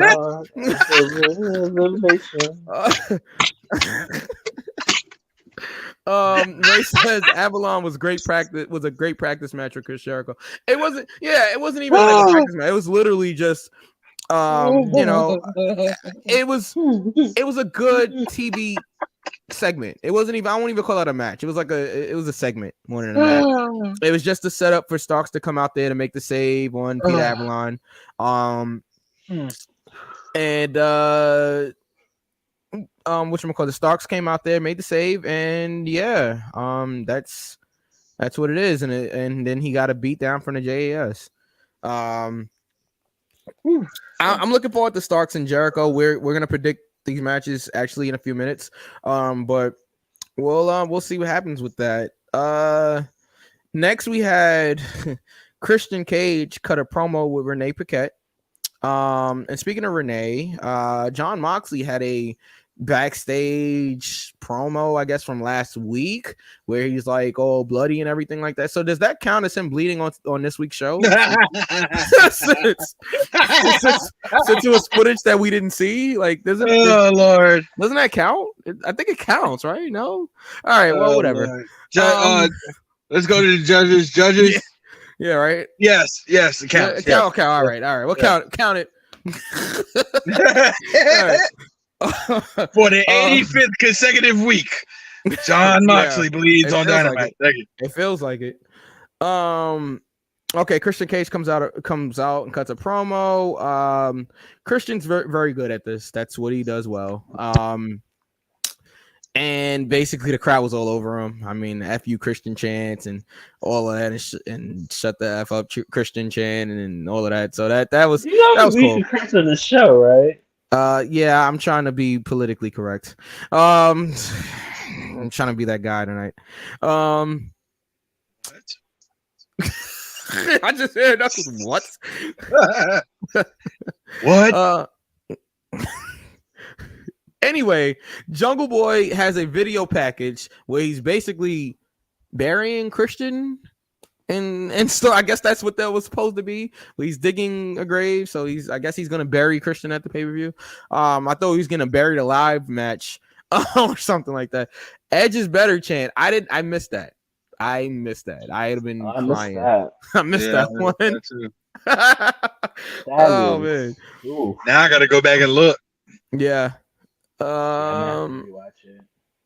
Okay, so that happened. FTW Championship was on the line. Hook defeated Matt Hardy. See, this is where I was confused. All right, so I said earlier that Orange Cassidy was going to get a match with Stokely Hathaway, but that doesn't seem to be the case. I think Hook is now getting a match with Stokely Hathaway after defeating Matt Hardy, because I remember Stokely Hathaway rocking back and forth after the Hook submission win, where Matt immediately tapped out to the Kata Hajime or yeah, and he did it with a smile on his face. What is it called? Kata Hajime. Okay. That is the actual name of it, the Kata Hajime. But how does Excalibur say it, Mike? That's how he says it, the Kata Hajime. or better known as Red Rum. Red Rum is what they're calling it. The Kata Hajime. It takes me back to Joey Styles back in the day. Before he was calling it the transmission, it was Kata Hajime. I'm throwing that in every show from now on. Oh my god! I'm just gonna randomly do it at any point in the show. I wonder what Joey Styles is doing these days, but that's neither here nor there. Living his best life. Probably. Last time I heard, he was like out of the wrestling business and just living a regular life. Like, more power to him. Nothing wrong with that. Yeah. Okay. Riho, AEW women, first ever women's champion, Riho, versus the former women's champion, Toni Storm. This was good. It was a good in-ring match here. Britt Baker and Jamie Hayter was also out there. Saraya was out there. You guys okay? Sorry. You guys. There was only one person just B, are you okay? Oh. She's been on my nerves lately. Really? Mm-hmm. You can't elaborate. Are we talking about Saraya? Yes. Yeah. I mean, if y'all were on Twitter, y'all would understand. Yeah, I try to avoid as much as possible. Yeah, you would feel the same way I did if you would have saw her showing her ass. Not literally in this case, but All right. All right. Settle down. but Hajime! Everybody settle down. like you took all that shit for someone who has a noodle neck, Okay, all right. Girl, Kata Hajime! yeah, Kami Kata Hajime. Look at that. You can't even. You can't mess with the real deal. With the real deal now.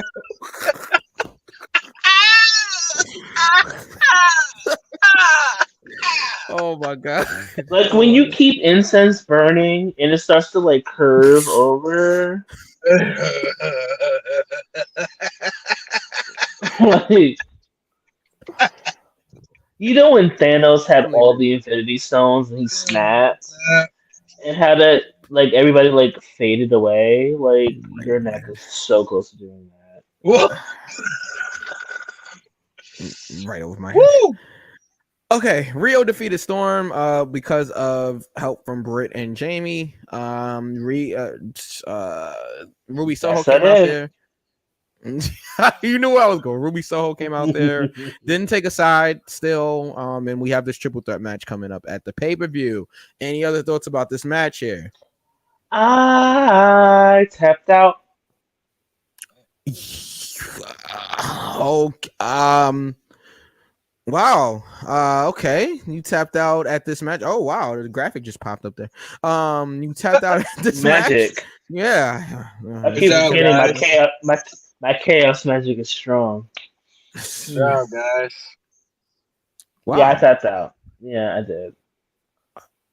Is there something in particular that just made you tap out here? That. I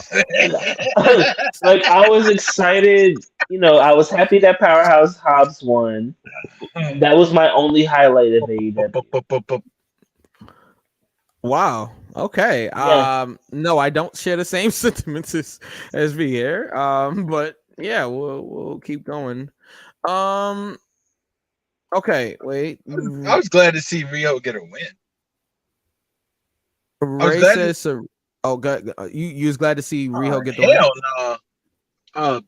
Yeah, I was glad to see I was glad to see Rio get a win, and something kind of caught my eye at that post match kerfuffle.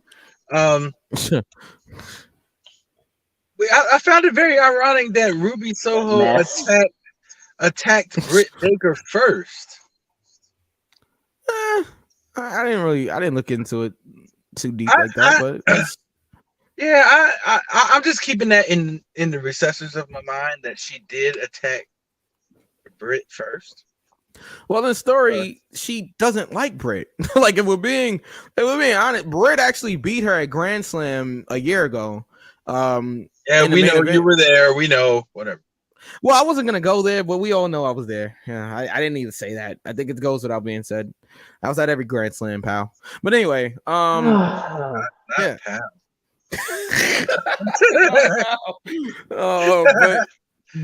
Yeah, I mean, in story, she never liked Britt. So yeah, I mean, it's not that hard to believe her taking a shot at Britt Baker. Yeah. Okay. Let's keep going. Cassidy and Danhausen won the tag team match, so they're going to be added to the pay-per-view match with the Guns and the Acclaimed, and who else is in there? Jared and Lethal. Whatever, I guess. And I like Danhausen and Cassidy, by the way. I just want to point that out, but it's still like, okay, I guess. Bryan Danielson and MJF. They closed the show. Bryan came out there, and this was only like a few minutes left once Bryan came out there, so you knew this was gonna be a quick thing here. MJF comes out there. He says, "Cut it." right? Because like he always does with the music. Brian was like, no, we're not doing this. You shut up, don't you say anything. I let you talk for weeks. Now it's my turn to talk, which was cool. I like that. Brian, talked about how like the fans like he hasn't like MJF has done nothing to earn the respect of everybody.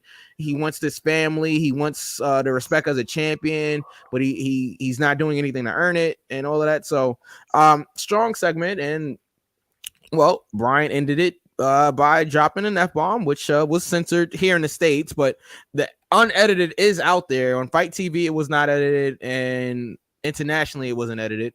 And Brian told MJF, well, that he's gonna get his fucking head kicked in. That's what he said. Yep. Yeah, that's what he said. Yeah. One per show. Oh, watch it. I mean, getting your fucking head kicked. All right. Sometimes it's necessary. All right. I can't wait. I've been watching Brian kick people's head in for 20 years, so I can't wait. And I had to stop watching him kick people in the head when he got to WWE because they don't like that. But yeah, strong way to build. When we get finished with AEW, I have something to say. Okay. Because a lot of y'all showed your ass this past week. Okay. Well, Ray gives AEW a 3 count. I would not go that far. I think this is the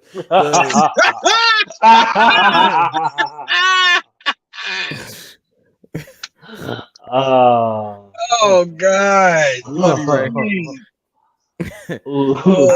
I would not go that far. I didn't think honestly didn't think this was that great of a go home show. That's why I disagree with Ray on that. I'm giving it a 2 count. I didn't think it was a bad show. I mean, V tapped out. I didn't think it was a bad show. I think I'm pushing through. I think it was good. I just don't think it was a great show. Ray says, y'all some haters, man. Pay-per-view caliber matches. I disagree. What? I the ladder match. I will give you the ladder match. The ladder match might have been pay-per-view quality. That was the only one. The only pay-per-view caliber match. Ladder match. The only one. Beyonce reference. Bon G gives it a near fall. Yeah, I don't know. Knuckles, what do you think?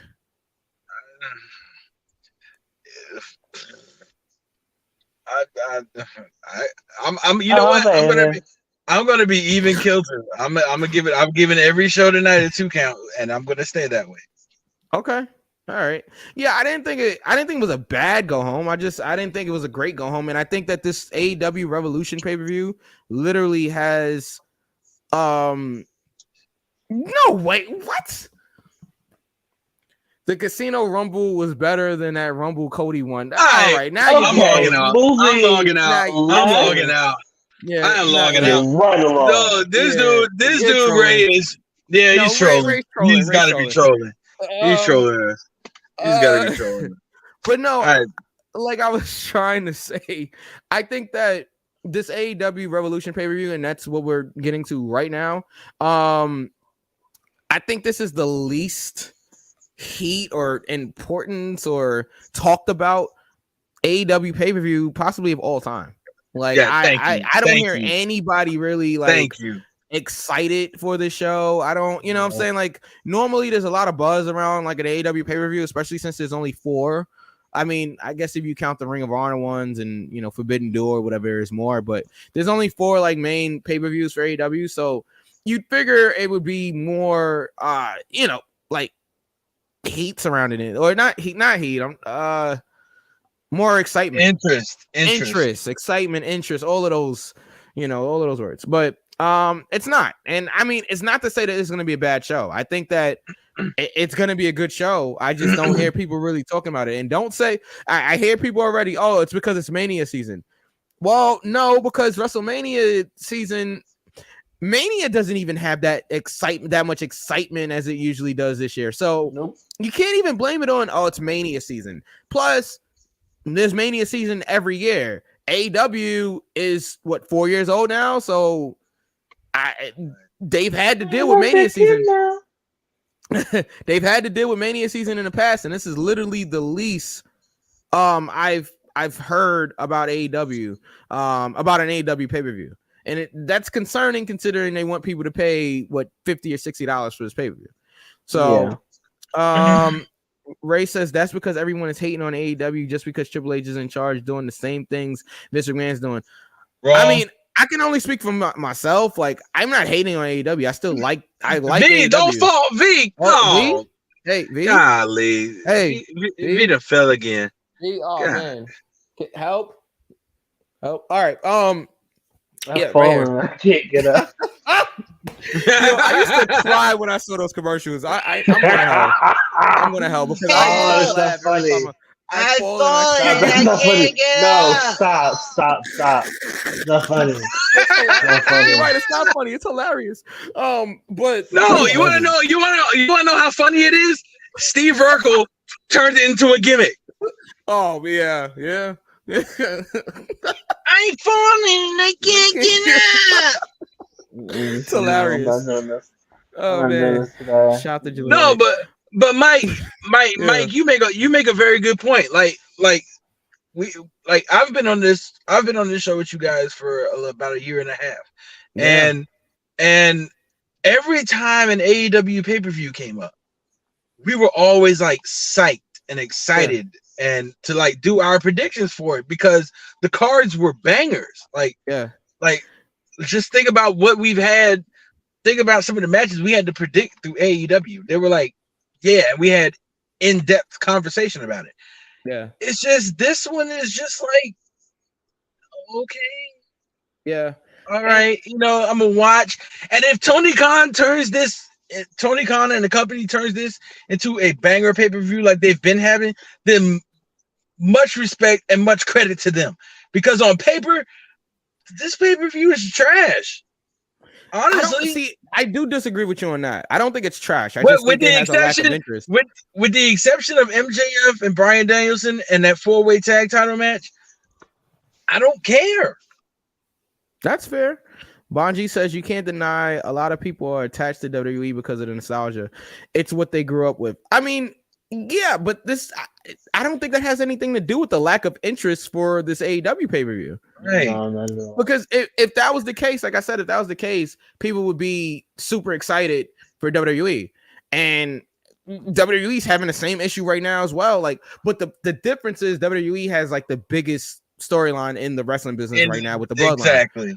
That's where the interest comes in. So people are interested in WWE, but like WrestleMania as a whole, people aren't really that interested. I don't think it's nostalgia. I tell you this year's WrestleMania is not going to top last year's. Well, I don't know. That maybe it might not. I mean, it's not. Think about it, right? You had Austin versus KO in the main event of night one. Bianca Becky. Yep. You had Roman versus Brock. Even Pat McAfee's match was good. Yo, even the Jackass match with Sami Zayn and Johnny Knoxville. Yo, WrestleMania was actually all right last year. Like I gave WrestleMania a 3 count last year. You did. I don't remember what I gave it. I don't remember either. Hold on, wait. Ray says, "Tell me I'm lying." No, I would never call you a liar. People are overhyping WWE due to Triple H now since the All Out brawl. AEW has fallen off a bit, a little bit, but it's not as bad as the wrestling community is making it to be. I just think that AEW right now is a little cold. I think that. Hold on. So, yeah, put that comment back up. Yeah, but continue. I just want to read it real quick. Yeah. But go ahead. I think that AEW is just a little cold right now, and that's just it happens. I mean, look, there's times where WWE's cold. Like, there's a lot of times where WWE's cold.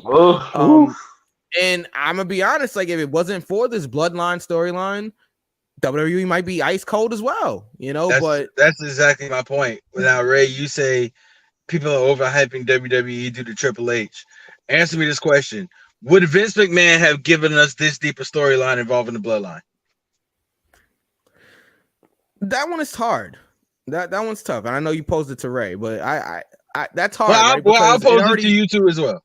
Well, think about it, right? The storyline was already pretty much it was pretty much written already when Vince was still there. You know, like Triple H is just adding on to a storyline that's pretty much already built in when he took control. What?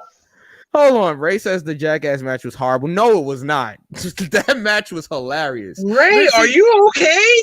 Are you going through something? Here's the thing, right? If you took it as a serious wrestling match, then yeah, you're gonna think it's horrible. Right. It wasn't meant to be. It was meant to be a comedy sports entertainment match. And Sammy and Johnny Knoxville, they worked hard to make that match something.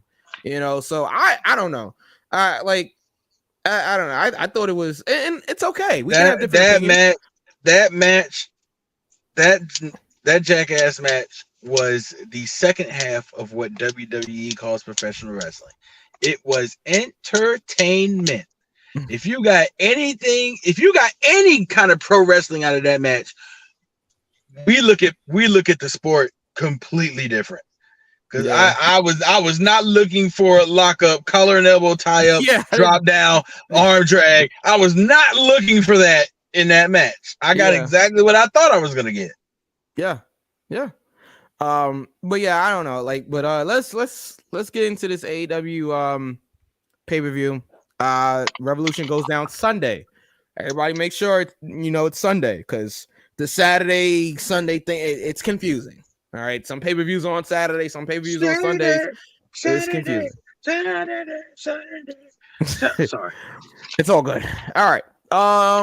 Let's just get into it here. Okay, please. We have a singles match for the AEW TNT Championship. We have Samoa Joe, the champion, defending against Wardlow. I'll start off. So in story, Samoa Joe cut off Wardlow's hair that represented I think his grandfather. Like I think that's the story that Wardlow was telling, and he said he told that to Joe, and Joe knew this, and that was the only connection he still had to his grandfather. So they're making it personal there. So help me out here, right? Where, because I don't see Hobbs on this card. So does Hobbs get the winner of this match? I would prefer that. That's preferable. So if Hobbs gets the winner of this match, I'm going with Samoa Joe retaining, and I think that'll be my because I don't see Hobbs on this here. So if Hobbs is getting the winner, I think Joe retains here.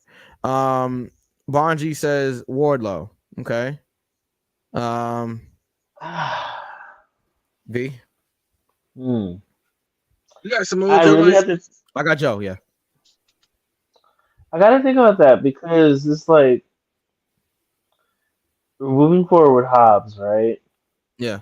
We could do Hobbs and Wardlow,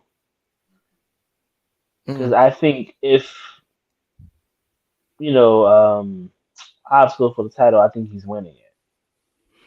That's why I think Joe retains, but that's just me, because if they're gonna hot potato the title like that, like but who's the Hobbs? Huh? Who's the baby in that situation?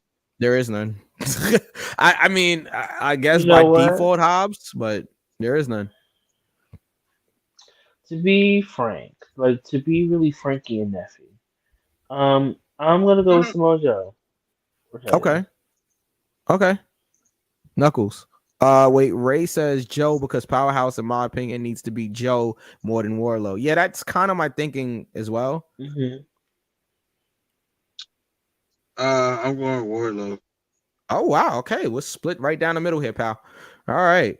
Wait, are we? Well, no, I think if actually three of us. No, I think not split down the middle. Well, I got, and I need Bonji and Ray to stay locked in, because I do have you on the sheet, so I do need your predictions. But I think we need a baby. If we're going to go Powerhouse Hobbs going after the TNT Championship, we need a baby. We need a baby in that situation. I don't think, people don't like Powerhouse Hobbs. People definitely don't like Samoa Joe at this point. So I think we need a baby in that situation for that championship. I disagree. I think people like Joe a lot, actually. I think Joe's over, like the actual definition of over. I think Joe's liked by a lot of people, actually. But I hear you. All right, let's keep going here. Singles match. Chris Jericho versus Ricky Starks, and the JAS allegedly is banned from ringside. Allegedly. As I hit my gimmick there. V, you want to start us off here? Hold on before you start. Ray says, I thought Powerhouse was a babyface due to those hood sympathy vignettes. No, I don't think he's a babyface. If anything, he's more of a tweener, but I don't think he's a babyface. Not tweener. Tweener, pal.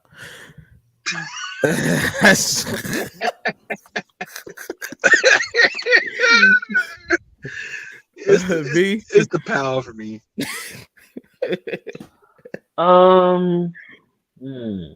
We should be split. We should be across the board on this. I think that you would think so. Shit. Close. Come back to me. Okay. I have to reevaluate. I'm going with Starks. He got a beat down on the go home show. JAS is allegedly banned from ringside, but I'm sure they'll do some type of ref bump and JAS will be out there, but Starks will overcome the odds and beat the Ocho, the GOAT, La Champion, Chris Jericho. The pain. These are all his words. Huh? What is it? What is it? What was his name? Was it Painmaker? The Painmaker. Yeah, there you go. The Painmaker. All of that. Yeah, all of that. all of that. Y2J. Y2J. The Ayatollah of rock and roller. I'm just gonna go like Rick Starks. Yeah. Okay.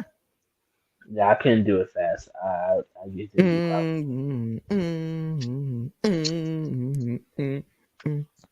Yeah, it's awesome. All right. Bonji says Starks. The Wizard. I forgot about that. Yeah, the Wizard. I'm a wizard. I'm a wizard. What kind of wizard?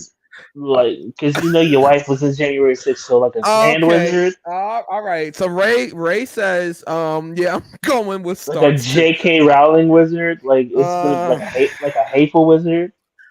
Hey, no, hey, Knuckles, you got that? Bonji says Starks, and Ray says Starks. Across the board, Starks. That's because he's really cool with Jade. What are we doing here? What are we doing? Did he really get Jade in there? Yeah, he did. Wow. Okay. Jade's not on the show, is she? Wow. No. Ray's not watching. He's gonna watch. He likes AEW. All right. I'm watching too, to be fair. Okay, we got Christian Cage versus Jungle Boy, Jack Perry, and a no holds barred match. That's what Wikipedia says, so I guess it's official, pal. I'm going Jungle Boy. Same. Yeah. Yeah. All right. Does Luchasaurus come back here? Where is he? Is he injured? Don't know. Don't go. Okay. Fair enough.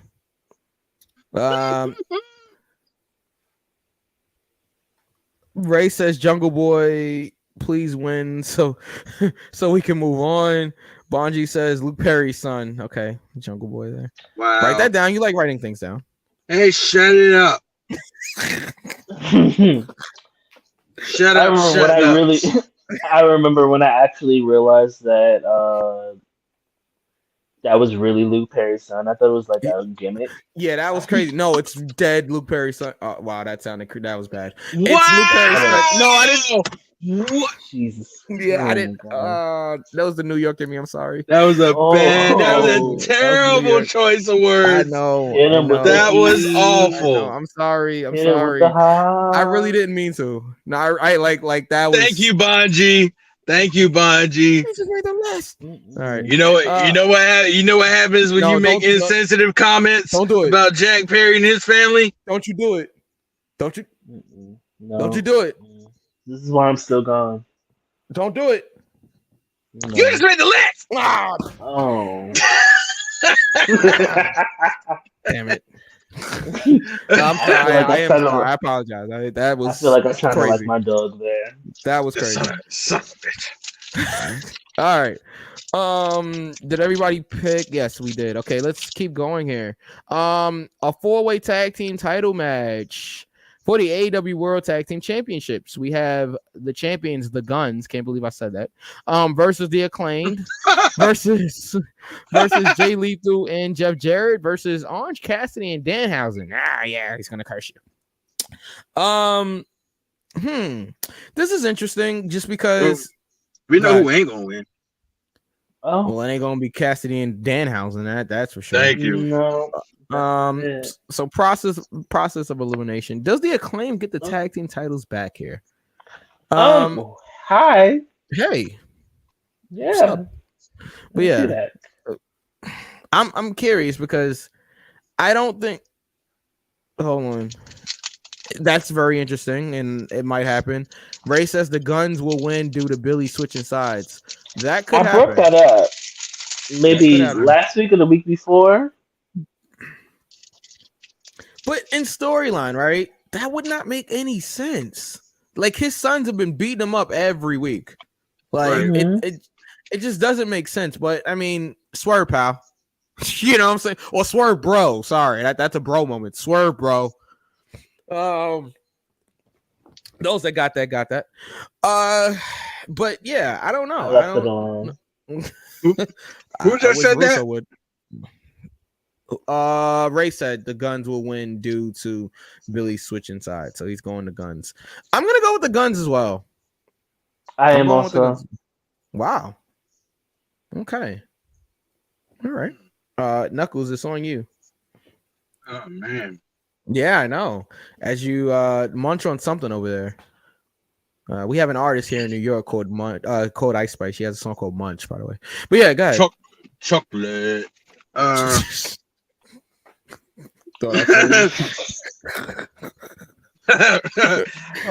that on.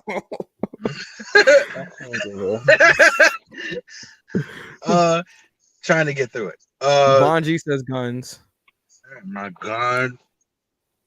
I'm really sick of these prediction shows with everybody going with the same team all the time. Everybody. Ray says it will make perfect sense for Billy. Because Billy gave the Guns the title shot without the Acclaim's permission. That is a good point. Yeah, it is true, but I mean, it doesn't explain his sons beating him up every week and then for him to go and just be with them again. But I mean, it's AEW, so it could happen. It's wrestling. All right, let me not see that comment right there. Is like, oh, you hating on AEW again? No, it's wrestling, so it could happen. Well, the letter begins with a C. Yeah. And ends with an E. Well, you know, cocaine sounds so good. Yeah, I'm going with the Guns as well. Even though something in my subconscious is saying the Acclaimed is going to win. They get the tag team titles back. Yeah, but I'm going to go with the Guns. I'm going to go with the Guns. Okay. Jesus Christ. All right. Maybe we'll get some variety here. Also, didn't Billy interfere in the title match and accidentally cost the Acclaim the belts? I actually read belt. Wow. It didn't switch in my mind. I don't think did Billy cost them the tag team titles? No. That's subjective. I don't think he cost them the tag team titles. He came out because he got knocked out. Yeah. His son hit him with the championship, pal. Yeah, exactly. Right. Championship right to the head. I said it. Yeah. You got me. The jig is up. All right. Maybe we have some variety here. 3-way match for the AEW Women's World Championship. We have champion Jamie Hayter defending against Saraya and Ruby Soho. Ruby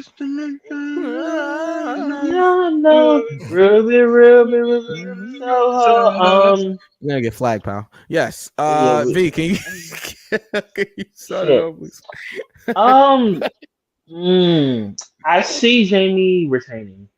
Yeah, I'm with you. Okay. So Ray says that Saraya wins, and I'm sure it's not just because no. I'm sure it's not just because Ray is in Saraya, you know, and You're Ray's going with Ray. standing on But my neck. La, la, la. wow. But I'm the insensitive one. But yeah, okay. Sorry.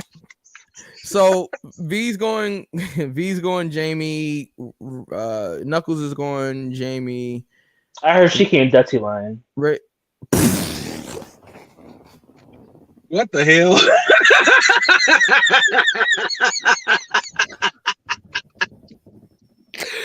What?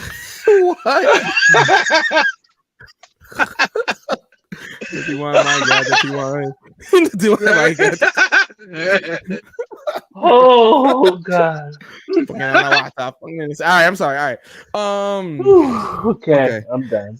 All right. So I got a pick here, right? Bonji is saying Miss Hater. I'm going with Britt Baker now. I don't know. I think it's too soon to take the title over Jamie, and I think there's more story to tell. With Jamie, I'm going Jamie Hater retains her.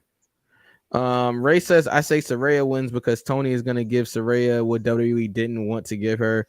What the hell is Cody politics? A decent neck. Wow, V. I am leaving. I'm leaving. Yo, what is I'm happening? leaving. I'm leaving the show. What is happening? I'm out. I'm leaving. Don't leave yet. No, I got it. You know we like I gotta unwrap go. a Twizzler and it just. I gotta go. Oh god, I don't even have nothing to drink. I'm leaving. I'm leaving. Oh god, I'm leaving.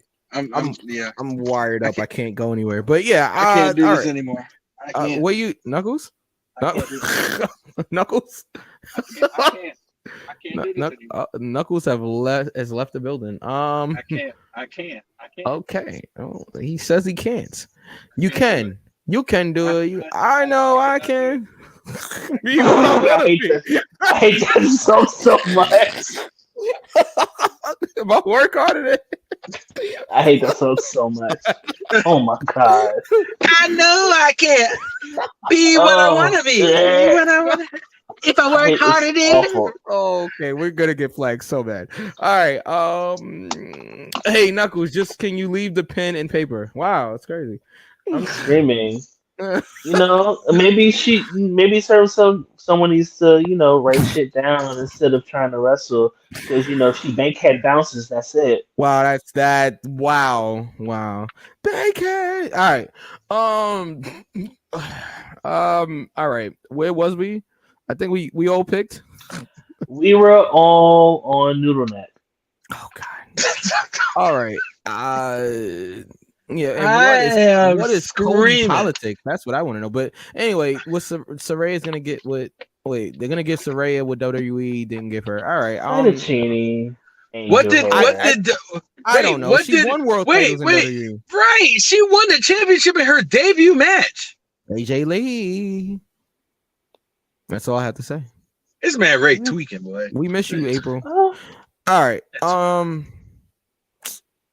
Yeah. Okay. Let's move on here. This is a shorter card and it still feels long as hell. All right. We have the Elite facing the House of Black for the AEW Trios Championship. Yeah, but she wanted to come back and WWE wasn't sure. Yeah, they didn't want the liability. Because that neck is being held up by God's grace. Oh my goodness. It was God's grace. God.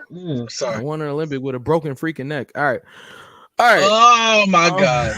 Okay. See, listen, I'm not about to have any more of this because I could equally add a neck joke in there, and I'm you not. You know when you forget to water your plant and it starts wilting? I'm done. Leave me alone. Leave me alone. I'm done. I give up. I'm not doing this anymore. I I quit. Oh. I quit the show. I am Eddie Kingston in this show.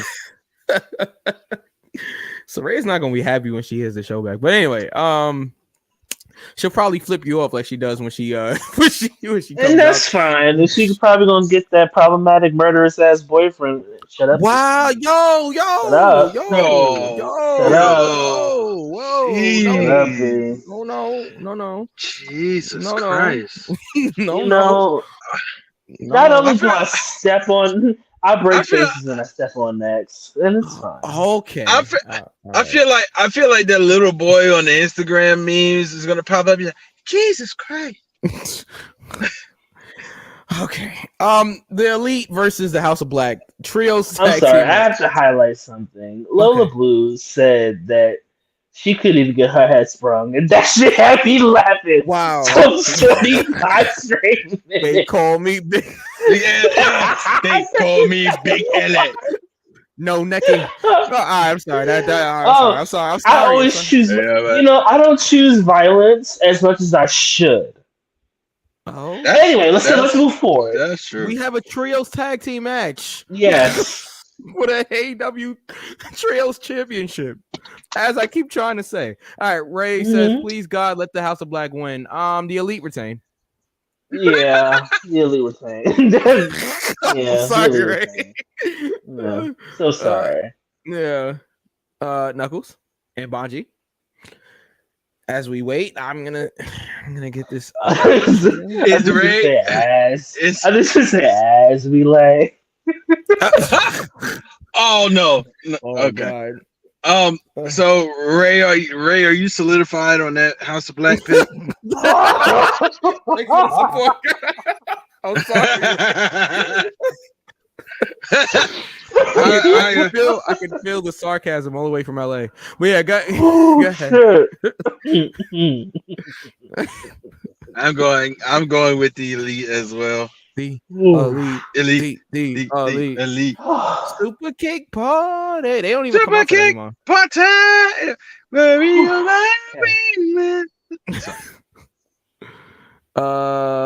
Elite retain is what Bonji says, but he wants the House of Black to win. But the Elite retain, and Julia takes a super kick. Yeah, I agree. All right, so Ray's got House of Black. Let me just solidify. Yes. Ray has House of Black. Bonji has the Elite. Ready. Okay. Let's get up to our two. Okay, I'll be in the house all by myself. Yeah, sure will. All right. Let's get to the last two matches here. We have Jon Moxley versus Hangman Adam Page in a Texas death match in California. What's the before we make the predictions? What's the over under on time of blood? I'm going 4 minutes. 4 minutes. 4 minutes in. I'm going 7. Okay. So you're going 7. I'm going 4. This is interesting. In fact, I'm putting that as an extra point on the prediction. So if there's a tie by any chance there's a tie or anything like that, then yeah, that will be the bonus. That'll be the bonus point. Which happened last time. You lucky son of a. Yeah, well, these things happen. A draw, the champion retains. All right. Bonji says Moxley wins. Okay, but we need your over and under on blood with this match here. I say Moxley just on his way to the ring.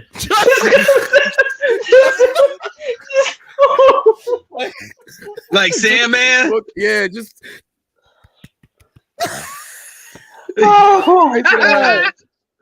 Oh god. Y'all are really predicting blood timing. Yes. Yes, we are.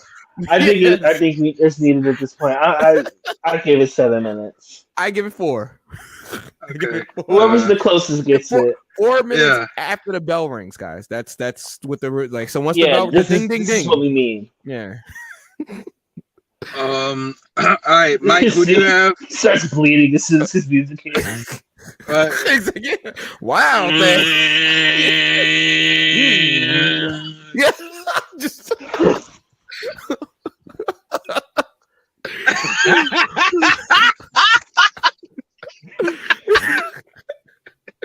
Oh man.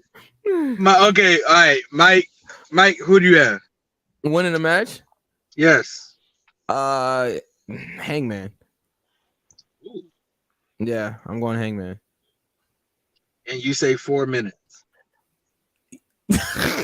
Not that he wins the match in 4 minutes, just the amount No, of blood. the Yeah. blood. No, the amount of the blood. Yeah. Somebody's bleeding within 4 minutes of the match. All right, 4 minutes. V. Moxley retains. Retains what?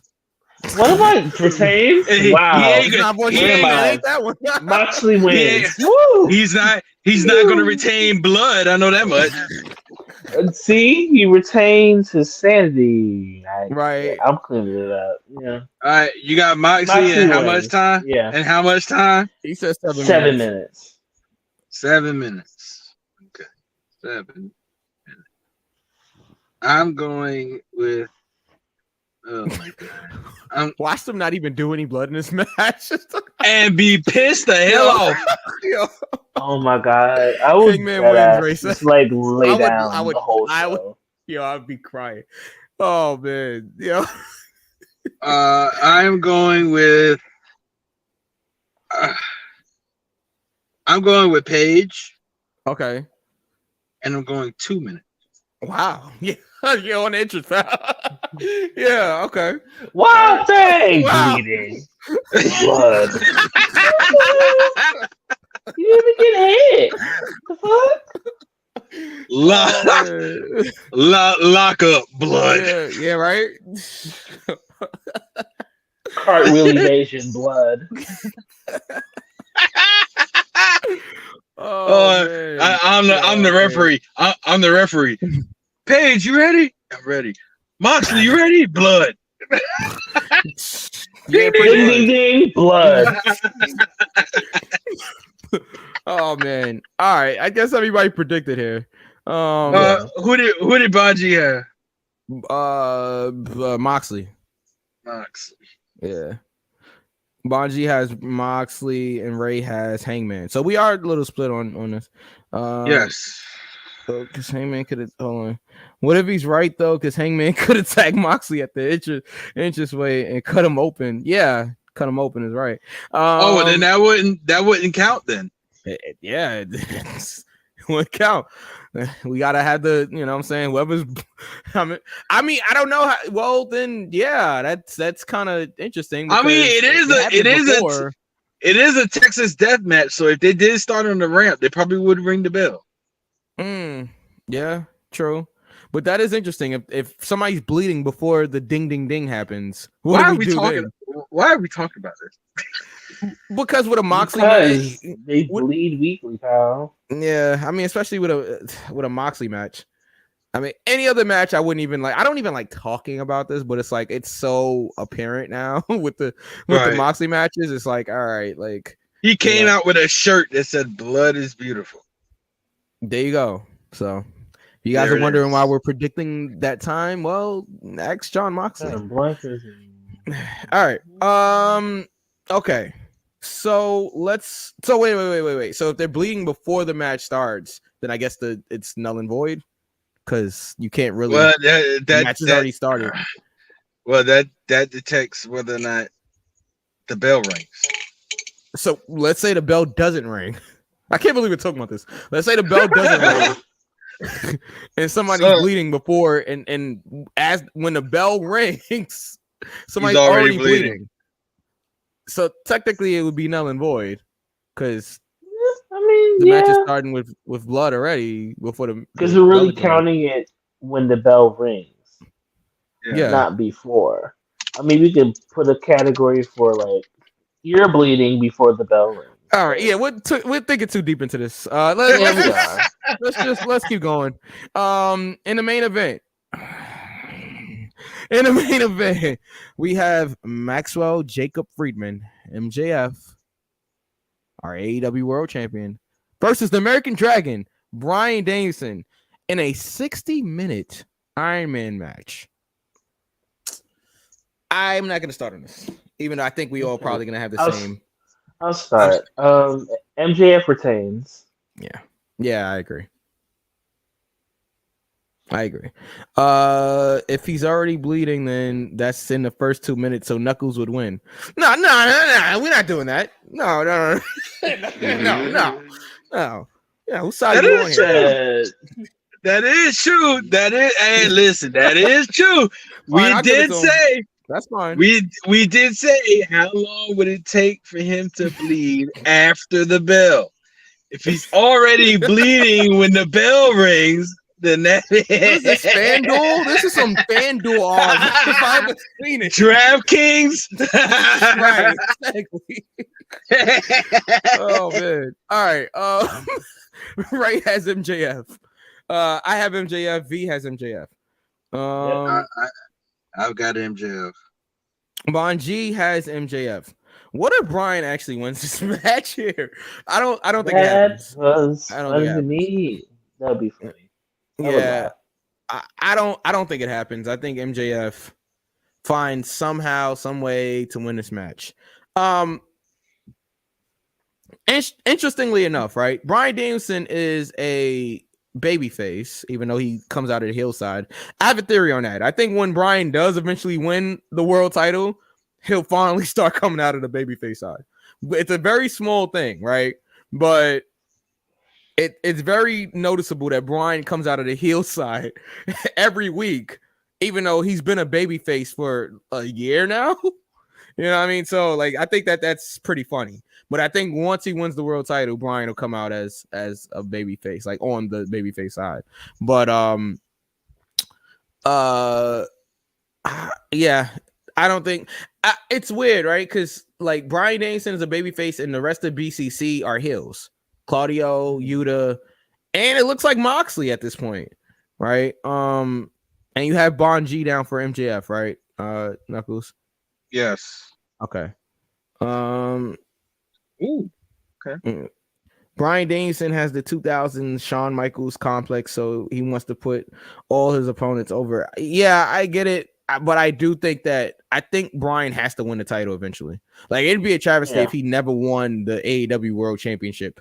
You know what I mean? Like, I think he has to win it eventually. Not now, but I think that that he will win eventually. Knuckles is reading the sheets. Yeah, I'm looking at the predictions, and I will say before anything happens that the possibility of a tie is highly unlikely. Well, that's good. So hopefully I will have no controversy with my title retention. So. Shut it up. I told you this earlier. I told you this earlier in the show. Shut up, shutting up. What is this, Bryan Danielson and MJF from this past week on Dynamite? Oh Lord. Oh man. And that's AEW. That's AEW Revolution. The nut sheets. I like it. The nut sheets. You mean with my title win, Mike? I don't see that happening. First of all, you have Saraya winning the world title. Good luck, pal. Me? The only way Ray could win is if Saraya and the House of Black win. This is a lock. All right. Well, oh man. Wow. No, I'm just. Sorry, Ray. You know, You know we cool. We sometimes No, just, I'm we saying just had to no. go I'm there. just saying you went for statistically. the jugular. Yes, That's in your neck. statistically, that's realistic. That would be the only way for Ray to win is if Yeah. Saraya and House of Black win because he chose Samoa Joe, Yeah. but you two also chose Samoa Joe. Yeah. So if he's right on that, then you two would be right. And then you all went chalk with Starks, Jack Perry, the Guns, and MJF. Yeah. So he picked Paige. I picked Paige, and you picked Paige, Mike. Yeah. And so the Saraya House of Black pick is he was the only one that was different. Everybody else chose the Elite and Jamie Hayter. So that'd be the only way he could win is for those two people to win. Well, we'll see. I'll be watching this. No, this he Sunday. won't. It's not happening. It's not. We're not gonna see anything. Hey, guess what? You're not gonna Wow. see anything. Guess what? Wow. Wow. V, you wanted to address something after we was done with the predictions, and then you can please take us home. Yeah, because Please. gotta go, gotta Yeah. leave. A lot of you, Chavo, have been showing your ass recently when it comes to the ever so murderous Brisk Quinoa. Brisk Quinoa. Okay. We're going here. Yeah, we are, because I'm tired. Okay. A lot of you really don't care about women and children. Oh boy. Like, you can like him, right? Privately. But when you do this whole thing where you excuse the fact that he murdered his wife and child,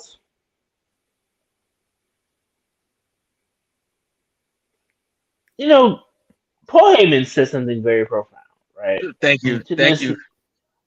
to this young, I'm not gonna say young, to this man that was saying that's my boy when his name is brought up, right? Wow, babe. He Wow. said that 3 people died that not that he said that day, but it was over the course of that weekend. 3 people died in total. Only one person had a choice.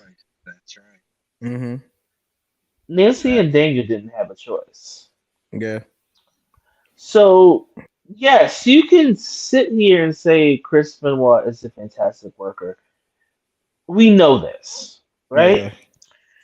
But for the fact that a lot of you are excusing the fact that he's just like, oh, he killed his wife and kid, wife and kid, y'all really do too much over one, people that don't know you, and two, someone that killed his wife and child.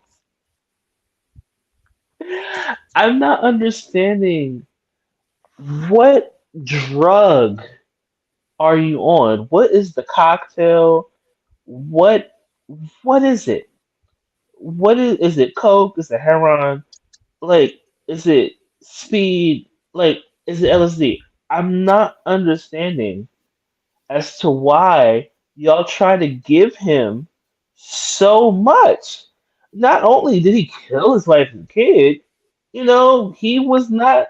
He was a bully. Hi, Miz. Are we talking about the chicken incident? The chicken incident. Yeah. Oh, that was him? Yeah. Yes. Wow. Because I just saw that clip where Miz was talking about that.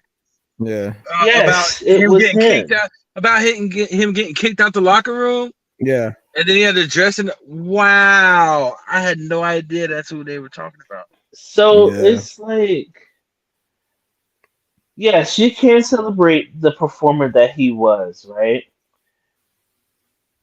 But that doesn't change the fact that he murdered his wife and child. Killed one day, killed the other the next day, and then took his own life the following day. Meaning that you thought about that. Meaning you sat there as your wife and child's bodies were just laying there, Mm-hmm. beginning. We're not getting into graphic details, but they were there, and you stop giving this man a lot, please. It's annoying and tone deaf at this point. And Chavo, considering that, truthfully, besides the drugs, part of your murderous friend's downward spiral was the passing of your uncle.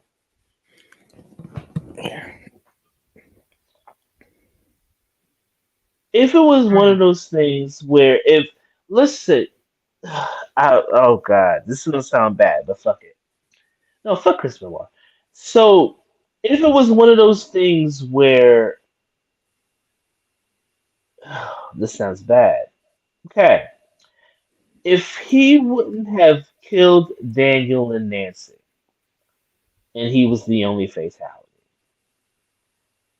bringing up how good in the ring he was wouldn't really be an issue, right?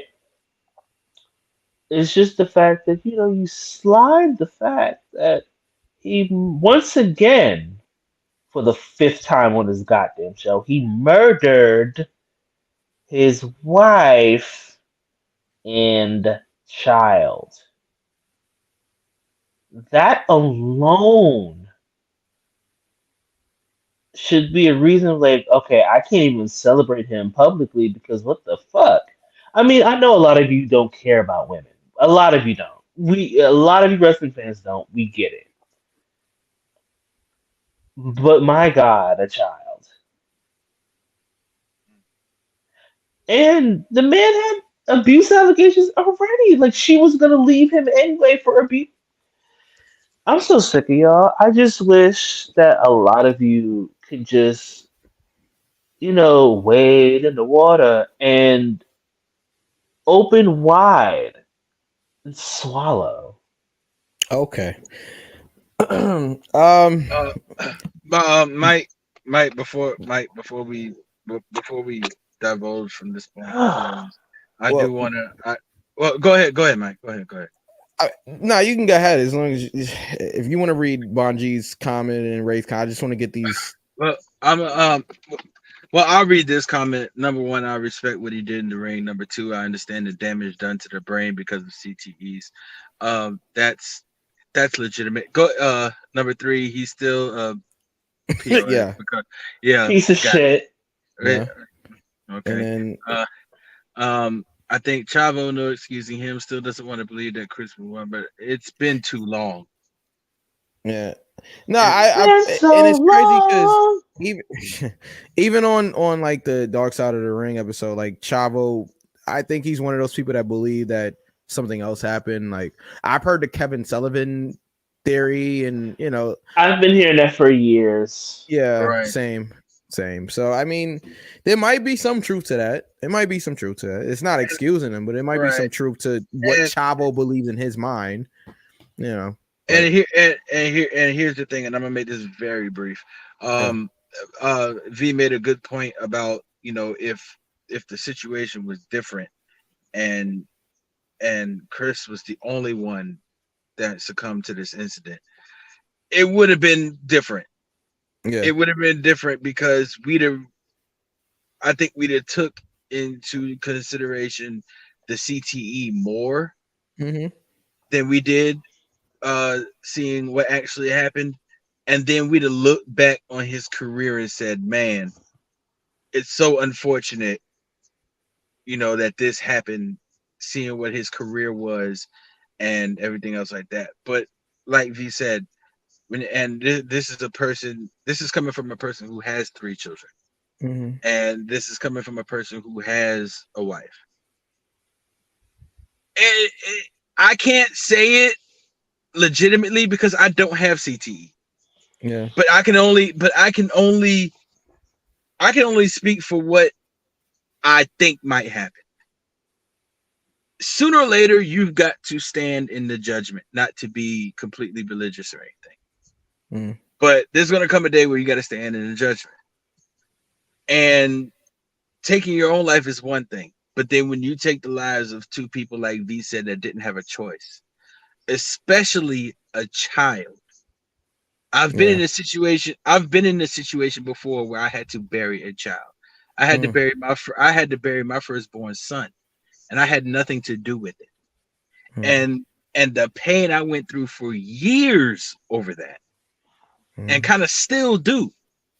I don't think anything would convey me, mental, physical, emotional, to do that to somebody so young who doesn't have a choice, who doesn't know any better. It's to a point now where, and when he was alive in wrestling, I was the biggest Chris Benoit fan. I was a fan when he was the Rabbit Wolverine in WCW, when he first joined the Horsemen. I was a fan then. I thought he was the most physical, most aggressive wrestler that I had ever seen. And I respected him for that, and I became a fan. But because of what he did outside of the ring, wrestling career aside, I don't have any respect for him. Yeah, I mean, honestly, and yes, I'm trying to find a way. No, because even if Ray's comment, we got to read it. Remember, we got the podcast. Okay. We got to read it. Go ahead, Mike.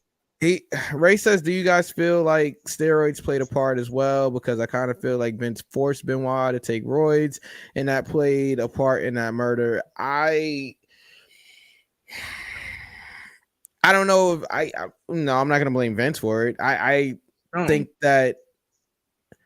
think Benoit was on a lot. He has enough blood on his hands. I don't think it's this. I don't think this one. No, I don't blame Vince for this. Because even if Vince did push pills down your throat, you're the one with the gun in your hand. You're the one that's got to pull the trigger. Yeah, I mean, I think he's adding. Well, just saying, like with the drugs and everything like that, the steroids mixed with all of the other stuff, that he was allegedly doing at the time, or whatever. But, yeah, I don't know. It might have. You're adding extra stuff to your body, like it might have, but I don't think it's Vince's fault. Steroids definitely played a part in the whole thing. Steroids and CTE, dangerous conversation. I'm not saying it didn't. That's small thing. I'm not saying it didn't.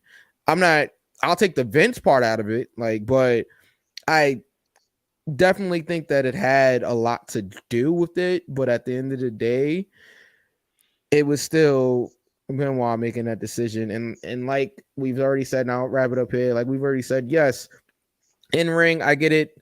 One of the best technical wrestlers of all time. Okay, great. Now we can move on from that. And, from that fact and realize that, okay, at the end of the day, he still took the life of his child and his wife. Yes, and, all of that overshadows his wrestling career. Yeah, I do agree with that. I definitely agree with that. It should. Honestly, it should. Yeah. It's just wife and fucking child. Y'all give it up, Delicious. Like, for real. It's tiring. It's annoying. This whole conspiracy bullshit. You know what I'm saying? All this other dumb shit. Like, for real. Jump into your nearest body of water and open wide. Like, I'm so fucking tired. Now, with that being said, I'm done. Mike, do you have anything else? Brandy says roid rage is an actual thing. That's the only thing. It is. Yes. Yes. Many things can be true. Yeah. No, I'm done. We are finished. Now, Chile. With that being said, thank you for watching and or listening to Go for the Pen. You can follow us on Instagram at GoForThePen_show and the Go for the Pen show on Twitter. You can Google. Yeah, you can Google us. You can Google, yeah. You can go ahead and Google us and put us in your YouTube searches. Go for the Pen. You'll see. Delete those other ones. I don't want to see those. But yeah, go ahead. Don't do that. Yeah, none of that. You can follow Mike. I'm trying to push through. You can follow Mike at DJ Mikey Q on DJ Mikey Q on Twitter and Mike Yeah. underscore EQ on Instagram. That's me. Follow Knuckles at DJ underscore Knuckles on Instagram and JPS Music 15 on Twitter. You can follow yours truly, King V at King V underscore the ruler on Instagram and underscore Watch My Throne on Twitter. And if anybody has anything else to say, we are finished. It's over. It's done. It's a wrap. Hey, Okay. Sea Thoughts Music, Raider Raw and everything. Trees, the Stoner and everything. Knuckles will have the Nuck sheet next week, and we will find out who is the predictions champion. We will see you guys next time. Enjoy AEW Revolution. I can't wait. I can't wait to see what Mike calls the Queen's King of the Ring tournament. Oh, I'm God. leaving. Okay. Bye, y'all. Good night. We're fucking done.